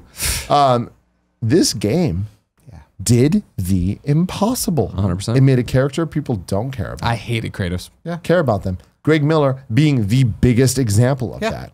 Yeah, I mean, you figure I in my entire career has been talking PlayStation, and so to come to God of War and always be like, Kratos sucks. Yeah, the gameplay's fun. I fell in love with God of War gameplay on PSP. Like, you know what I mean? I didn't even God of War Sparta? War of Sparta? You're thinking of Ghost of Sparta, and there was the other one, Chains of Olympus. Yeah. That's what's, Ready at Dawn sold me on it, but that was because it was such a dialed down story. And also, like, the one that I liked was him trying to find his brother, which was like, oh, hey, you're trying to give him a little bit. But even then, it turns into him yelling at Calliope. Like, oh, whatever. This guy fucking sucks. He just fucks ladies and gets the orbs. There was that weird trophy in number 3. I didn't, but I was like, Jesus, what are you doing? So, like, the gameplay sure was always fine. It was always a spectacle or whatever. But like when they were like, oh, more God of War, you're like, all right, whatever. And then you saw that trailer, and you're like, I don't know. And then to sit down and play that game, it's why it's my number one and why it is my favorite game of all time now. It's surpassed Peace Walker. Right. So you're saying that is your favorite. You've recently been like, I think I might, whatever. You're saying it now. Yeah, enough time's passed, and I think it's the case. No matter. It's just. I can't think of another gaming experience I've had where not a moment of my time is wasted. I'm engaged from the start to the finish, right? Like when I'm talking about looking back at my games, like Assassin's Creed, like yes, I'm fast traveling here to ride my horse to here, and I don't mind this at all. But I'm very cognizant of like checking my Twitter, doing this thing, right? Spider-Man, I'm frustrated with this battle, I'm frustrated with that, I'm doing all right, whatever. I hate these fucking screwball challenges, whatever. God of War, I always, the tired Greg Miller story this time is being in that fucking boat. And like, he's in the middle of a story and I roll up to where I need to be, but I don't get out of the boat because I don't want the story to stop. Yeah. And then to like, you know what I mean? When I went and played it for preview, it had such a weird cutoff of this isn't a spoiler. When you have the boar. and it cut off really abruptly, and I was like, why? And then when I was playing it, it was like, oh. That's when the radar pops on, and that's when hours into this game, it suddenly opens up. And then it happens again where it suddenly becomes really open world, and you never knew what was about to happen. And just as you thought you had a handle on the world, something would change and go differently. But all the while, it's playing out in such a play structure. Where it is, guess what, everybody? We have a small cast of characters, so it's easy for you to keep track of who's who, remember their name, remember their relationship, so understand, important. have a connection with them. The brother blacksmiths, right? That should be so throwaway, but you actually are invested in, like, why are you guys not friends? And what are we going to do? Atreus is playing on it. Kratos being Kratos. The action, right? That opening superhero fight, the best superhero fight there has ever been in the game. It's incredible. Like, that game, dude. And then on top of it, to be what I was talking about when I would compare when we reviewed Spider-Man, and I was like, Spider-Man side missions popped up, and I stopped everything to go do them. God of War side missions would happen, and I would try to do them, but I was so drawn back to the main story. But even after beating the main story, I then went and did all the side stuff. And I know some people didn't like the Niflheim stuff with the mist. I loved all that shit. Everything they had me do, I just ate up and had so much good times. And the chills I got, no spoilers, when it was like, I know such a weapon. Like, are you fucking kidding me? Yeah, like that great. game, You're like, man. oh, it's that freaking game. great. No, God of War, as a PC guy, I'm a fan of what are sometimes called in the genre God games, right? Yeah. I mean, the Populous and Civilization and things about black and white. God of War's first superhero battle made me feel more like a god than any God game ever has, and that was an incredible revelation. It's just nigh perfect. And that's my thing is I do say it's a perfect game. And also, I do of course, think that's a teddy masterpiece. bear. How can you not just love the guy that made See, that's that the game? one downside to me is that I hate him. He's a monster. He's on the Game Over Greggy show, possibly out this week as you watch this. Yeah, no, dude, such a special game. No one should like this game as much as they do, but we all do. Yeah. And like, I haven't talked to anybody that I actually know and respect their opinion of that doesn't like this game, including people, and I said this on the Game Over Greggy show, that I don't know how time works. You might be hearing after or before this, but my best friend listens to this show every once in a while, plays the games when I tell him to, very rarely, because he's like, oh, if you like it, I don't like it. That's just our relationship. Yeah. You know what I mean? That's how that goes. When you know someone that long, they tend to hate what you like. Are terrible. And that is true as well. He played this game and he's like, this is what video games can be. Like, I didn't know this. Like, and he missed out on a whole generation of video games. And that is what makes this, to me, the game of the year, but more than that, a game we're going to talk about forever. Right. The one take camera. Yeah. I can't talk about enough as a, like, it's weird even to say this because it makes, I can't even take this much credit being a like cinematographer or whatever the fuck. That's not I get me. Sean Finnegan on the phone if you want. Yeah, exactly. Okay. Sean Finnegan is that guy. But like, I went to school for film. I went to school for cinematography and video and broadcast and all this stuff. And in my film classes, they showed us these moments that were one takes in movies and how monumental they were. That entrance sequence in Magnolia where they're walking through the studio. Exactly. I mean, that's just freaking incredible. And Child of Man. Or Children of Men. Children of Men. All the action Oh my sequence God. there. That's Yeah, unreal. where it's what, like 12 minutes? That's one in take. the car. With that the, is unheard of the big in one. They're coming out movies. with a Like, baby. that is the number one take in film history. That movie has two of those. Actually, it's And incredible. it has two. Yeah. But the intro is that moment, and they showed us it, and we watched it, and everyone was like, "Oh my god, I get it! Like, this is special. Yeah. Like, this is fucking crazy." Because you start to realize everything that had to go into it to make it work. To make that work. God of War did that in an interactive way. Yeah. Across 20 hours. And I love this because 18 months ago, there were headlines that were like, "Our single player game's dead." Dead? Like, and then you get this. It's like, I just love that it advanced the state of the art so beautifully. And that's another thing. There's an old story. It might be anachronistic or might be apocryphal. I think it's true. That when John Romero left id and started working on Daikatana, which at the time looked like a really exciting project. Yeah. And John's made amazing stuff. John and Brenda, great folks. But that at that time that he'd stepped away and they were working on Daikatana, and then he went to a convention, so the story goes, and saw Quake 2 since he'd left id, and realized, oh crap, I have to go through all the work we've done over the last several months away because you can't make this kind of game the way I did before anymore. The state of the art's been advanced. I feel like that's what God of War did for people that were working on AAA games all over the world. They looked at single-player, story-driven action-adventure experiences and went, well, whatever we were working on is no longer good enough. I expect there to be a range of unannounced delays that we will never hear about that God of War triggered. I mean, I don't know shit, and I'm just saying this is a fucking guy that has way less experience than you guys, but I look at it, I'm like, all right, let's look at PlayStation's lineup now and what they're doing. No PSX and no E3. It's like, all right, why?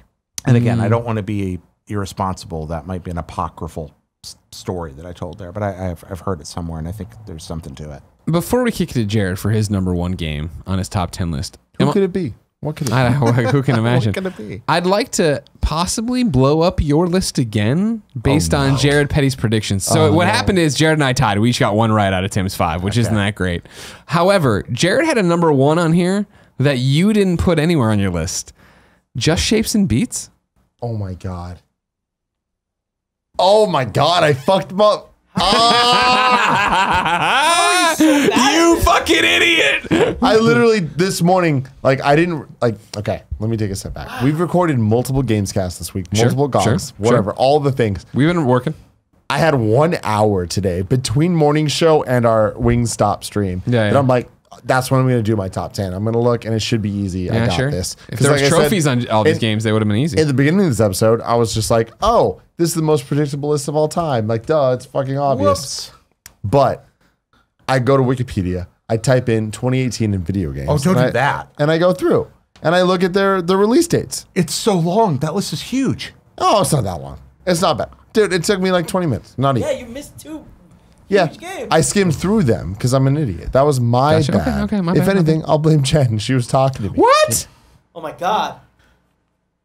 I blame her. Wow. It can't be me. She's not even defending herself. I'm a perfect person. You know what I mean? Wow. It couldn't be me. No, I did not see that. Let me look at this. Because this could really shake things up for you and me in our race. Yeah, I'm kind of wondering where this is going here. Just Shapes and Beats is on my list. It's not top 5. Okay. But like, it goes dead cell. All right, hold on. Let me redo my list now. It's Tim's list again, because he screwed some shit up. He doesn't know how to read Wikipedia. He's been drinking all day long. It's Tim Gettys. This pretty dramatically changed my list, actually. Like, there's a lot more change-ups than you think. Okay. This goes higher, which moves things that in a way that like changes everything. My number 1, God of War. Number 2, Celeste. Number 3, Spider-Man. Number 4, Messenger. Number 5, Smash Bros. Ultimate. Number 6, Dead Cells. Number 7, Florence. Number 8, Shadow of the Colossus. Number 9, Just Shapes and Beats. Okay. Wow. Number 10, Beat Saber. Wow, Pokemon's off? Pokemon Let's Go Eevee, off the list. Wow. Pocket Monsters booted. Just Shapes and Beats is fucking amazing. The one thing I need to tell you, if you love rhythm games, this is for you. If you love shmups, this is for you. If you love one of those, it's for you. Yeah. I'm not a big shmup guy. I'm a big rhythm guy. And the shmup stuff scared me, worried me. I got through it. I had to play on easy mode. It's a very difficult game. It is ridiculously hard, even on normal. But this game playing through on single player is so special because the campaign, the world map becomes the game. It becomes the levels that you're playing. You never know what's going to come at you, and I've never played anything like it. That's it. No shame on that with the easy mode stuff, man. Someday I want to write the article, the top 10 games that are best on easy mode. Easy mode makes Just some Shapes and games Beats is more going to fun. make that list. Yeah, so is Red Faction Gorilla, which is just a more fun video game on easy mode. Yeah, no, shit's crazy. But Jared, what's your number 1? Well, shockingly, my number 1 is a small independently developed game that didn't make either of y'all's top 10 lists, called Red Dead Redemption 2. And wow, big surprise. Jared runs Red Dead podcast. He really liked this game. I said at the beginning of the podcast that my particular list was was influenced by 2 major factors. The first being the critical approach of context, how it relates to what's happening around it and before it. And second, to just how happy did it make me this year as a favorite. Let's look at each of those for this game.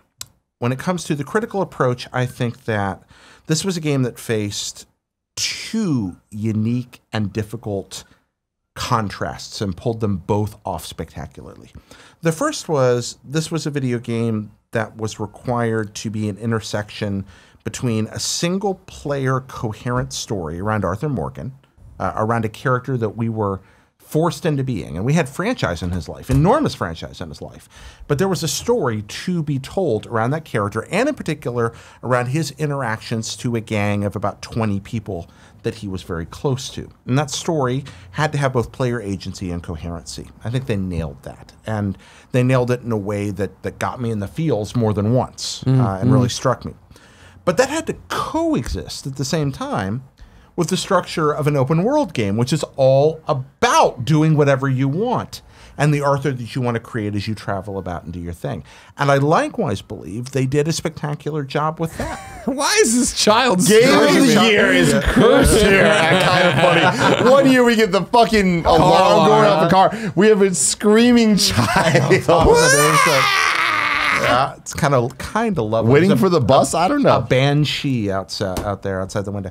But those two things, I think, meet very well in this game. And in that challenge of doing that on a AAA budget in the most beautiful open world game I've ever seen, with so many moving parts, and instead of feeling like weird Bethesda jank, it feels smooth and beautiful and elegant and purposeful. It nails that. On the other side of the critical spectrum, it also exists at an intersection of three influences. This is a game that's designed to feel in certain targeted ways extraordinarily historically realistic. It's a game that's supposed to immerse you in a time and place that you're no longer a part of. Second, it likewise has to serve the purpose of being a video game, being fun and entertaining. And third, it has to, feeding into those two, also carry Rockstar's fascination, trademark fascination, with cinematic influence. And I'm not talking about cutscenes, I'm talking about movie-inspired moments, from The Wild Bunch to Unforgiven, all these, to Butch Cassidy to the Sundance Kid, all these things that feed in. And again, I believe it accomplishes those three ridiculously complex things extraordinarily well. So from a critical perspective, I think it exceeds expectations in both of those fields. But on the other side, just speaking as a guy that likes to play video games, this game was made for me. Like, if somebody had sat me down and said, Jared, we want to make you a big cowboy game, what's going to be in it? It would be like Red Dead Redemption 2. Nobody sat me down and did that. Yeah. They just said, Jared, what would the music be like? Jared, what would the open world be like? Jared, what would the pacing be like? And what a lot of people didn't enjoy as much, and I understand this. The moseying, lackadaisical travel. My Western game that I made for me would have been like that. Not for a lot of people, but for me, perfect. And likewise, what kind of story would it have told? And what would the locations have been like? What would the combat have focused on? They just read my mind, I swear, and made the game I personally wanted. And so as much as I enjoy the critical perspective, sure, somebody accidentally made my perfect video game what I wanted to play. And that's why it's my game of the year, because I loved it. And I totally get that a lot of people didn't. And I totally get that a lot of people did. But I had more fun playing Red Dead Redemption 2 than I've had doing much of anything in a very long time. That's awesome. What a year for games. What a year for games. What a decade for games. I mean, decade might be a bit Decade much. of dreams. Decade of dreams, really. Yeah. Like, we've passed a year of dreams. Like, that's the coolest thing, Greg. I'm happy you brought that up, because the year of dreams in 2015 turned into year 2 of dreams, turned into year 3 of dreams, turned into now what we call the decade of dreams. But it's like those games are proving to be successful, proving to be winners, proving to be, and maybe not those games specifically, actually, the more that I think about it. But like, we'll see one day with Final Fantasy VII Remake, and Last Guardian was fine. And, Shenmue. You know, yeah, and Shenmue eventually will play it. Shenmue!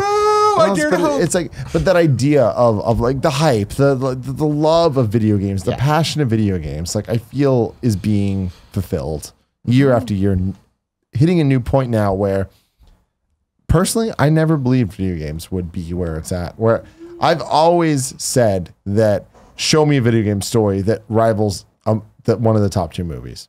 We haven't fucking seen it. And I still kind of believe that. but I don't think we're far off from it. Play of mine, Forever Voyaging.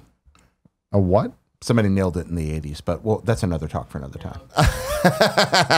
That is. I look at this, and I want to say something to this table right now. We're now talking about Kind of Funny's Game of the Year.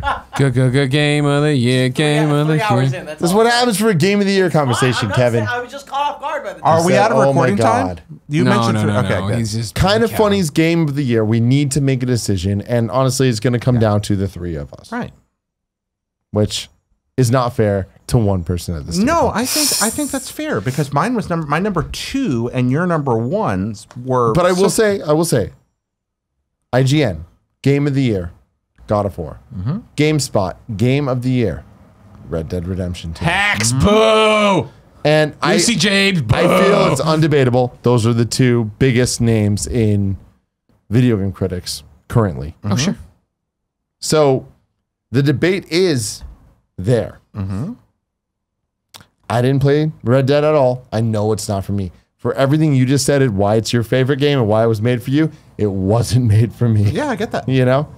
Greg Miller, God of War is your game. You didn't love Red Dead when you played it for the reasons that you've explained a million times. Jared, do you have any argument that God of War is not Kind of Funny's Game of the Year? I think looking at these lists, no. I think that Red Dead Redemption is my Game of the Year, but I think looking at our collective right here, where you and I had Celeste very high, Greg didn't, and that was one of the very high games. Greg, your number 3 was, I'm sorry, was Beat Saber, which was high on your list, but didn't make mine. Or was near the bottom of your list, but didn't make mine. It was on my top 10, I think when one game is universally among the three of us recognized as a 10, when one game is both of your favorite game of the year and my second favorite game of the year, I think it's pretty clear what the winner is here. Yeah. Let's go down a list. How many of these games would we say are 10s on our list? Because I would say the God of War and Celeste are a 10 out of 10. God of War, Celeste, and for me, again, if I had been a reviewer on Red Dead, I would have given it a 10. I would say God of War and Celeste. Again, Celeste, I played and I enjoyed it, and it was something very similar of like you're saying, it's not a Greg game. That's not why I get into games. I was enjoying it. I was making great progress. I forget what came to Switch that I went off to go play that and never came back. I think about it often because I know that you can still platinum it by turn in the easy mode, all the stuff like the assists or whatever. And it's like, I still haven't seen the ending. I still should get back to that. I should do that. You really should, man. It's great. You know, weirdly, I didn't review Into the Breach, and I'd like to do more with it before. But even though it's the 10th game on my list, critically, I might have been tempted to give Into the Breach a 10. What a fucking beautiful video game. So, there it is. Ladies and gentlemen, Kind of Funny's Game of the Year, God of War. Congrats to Sony Santa Monica. Sony Santa Monica. You want to pass the baton? What I just do? No, what was the word? What's the word? Someone tell me. I know what you mean. It was one of the word of the days. Words of the day? The thing where you were wrong about what it was, though, right? No, I was like etymology. No, versus I asked entomology? the people what it was. It was one of the words. I'm so bad. I don't know. This is the worst moment of my Freudian 2018. slip? Just no. Look at the chat, Kevin. The chat slip- saying it. When you slip the fucking first letters of words, When you flip flop it. is one of the words of the day. Nobody knows the word of it. Wasn't really a word. No, but it wasn't one of the words that I I. figure it out. This is the. But they figured it out. They figure it all out because they're the fucking best. Thank you so much for being the best community that ever fucking lived. That all I need to say is here's some stupid English shit that I'm trying to figure out, and you guys gave me the words. You guys taught me the words I don't remember. Ambulology? I don't know what it was. Entomology versus Do you guys know etymology? what's the name of the word that if you switched the word wow into mom? You flip it over. Well, I mean, you're inverting the word. Palindrome is what animatics. Palindrome is when you read it from the other way. Bob says spoonerism. It's not that. No. Why are we talking about this? Kind of Funny morning show. Come on, Tim Ragnarok. Let's go. I love you guys. Thank you so much for an amazing 2018. This has been one of Kind of Funny's best years ever, if not the best Kind of Funny year. Oh of my all God, no, time. totally our best But year. I'm telling you right now, 2019 is going to be even better. I know it. A lot of people are saying ambigram. Is that right? Ambigram. That sounds made up. I thought that was. No, it's not. It's not. Ambigram is the wow turning into mom. Okay. That was the morning show word for Wednesday. But there is a word for Spoonerism? 'Cause for people when kept you saying when you that. fuck up like Thor thumb, Oh yeah, sore that's thumb. spoonerism. I just looked it up. Oh, was it? Okay, cool. Spoonerism. I did a spoonerism. It's a word of the day. A verbal error in which I'm the speaker so actually disappointed transposed that the it was initial sounds. spoonerism after all that build up. That See, guys? I know what I'm talking about. Sandy Simone Monica. End the show. For our game of the year. Kevin, you gotta love Kind of Funny. Kevin, though. let's do 3 hours right now on our most anticipated 2019 games. yeah, I'm good with that. Next podcast, Gamescast number 203, the first ever. Nah, love you guys. Thank you so much. I'm gonna be real with you guys. We're not doing a post show for this episode. Yo, we have things to do. We'll talk for. Yeah, and one of those things is the post show. Do you really think we just gave them 3 hours and 12 minutes of content? Ladies and gentlemen, thank you so much for watching the Kind of Funny Gamescast. Remember, January 4th, 2019, Kind of Funny 4.0. Come see what we have planned for 2019 on twitch.tv/kindoffunnygames. We have a 12-hour stream starting at 11 a.m. Pacific time. Come hang out with us. You get a week off to worry about it, Kevin. Oh, yeah, 1 week off this year. You know what, Kevin? Shut up. You know, there's plenty of people hiring at the 7-Eleven. You want to go work there? Run the tech on their stream? You sicken me and I hate you. You, though, Patreon people and everybody watching, we love you very much. Until next time, this has been the Kind of Funny Gamescast. Hey, what's up? Here's the final time ever that we're gonna do this. For this year. Why? You'll have to see in 2019. Click here to subscribe to Kind of Funny. Click there to subscribe to Kind of Funny Games. Click there to subscribe to Patreon and support us with your money. And click here for some super nasty shit that only Kevin could come up with. Cool Greg does these. I'm gonna ask Kevin though. He's gonna ask Kevin. How nasty can I get?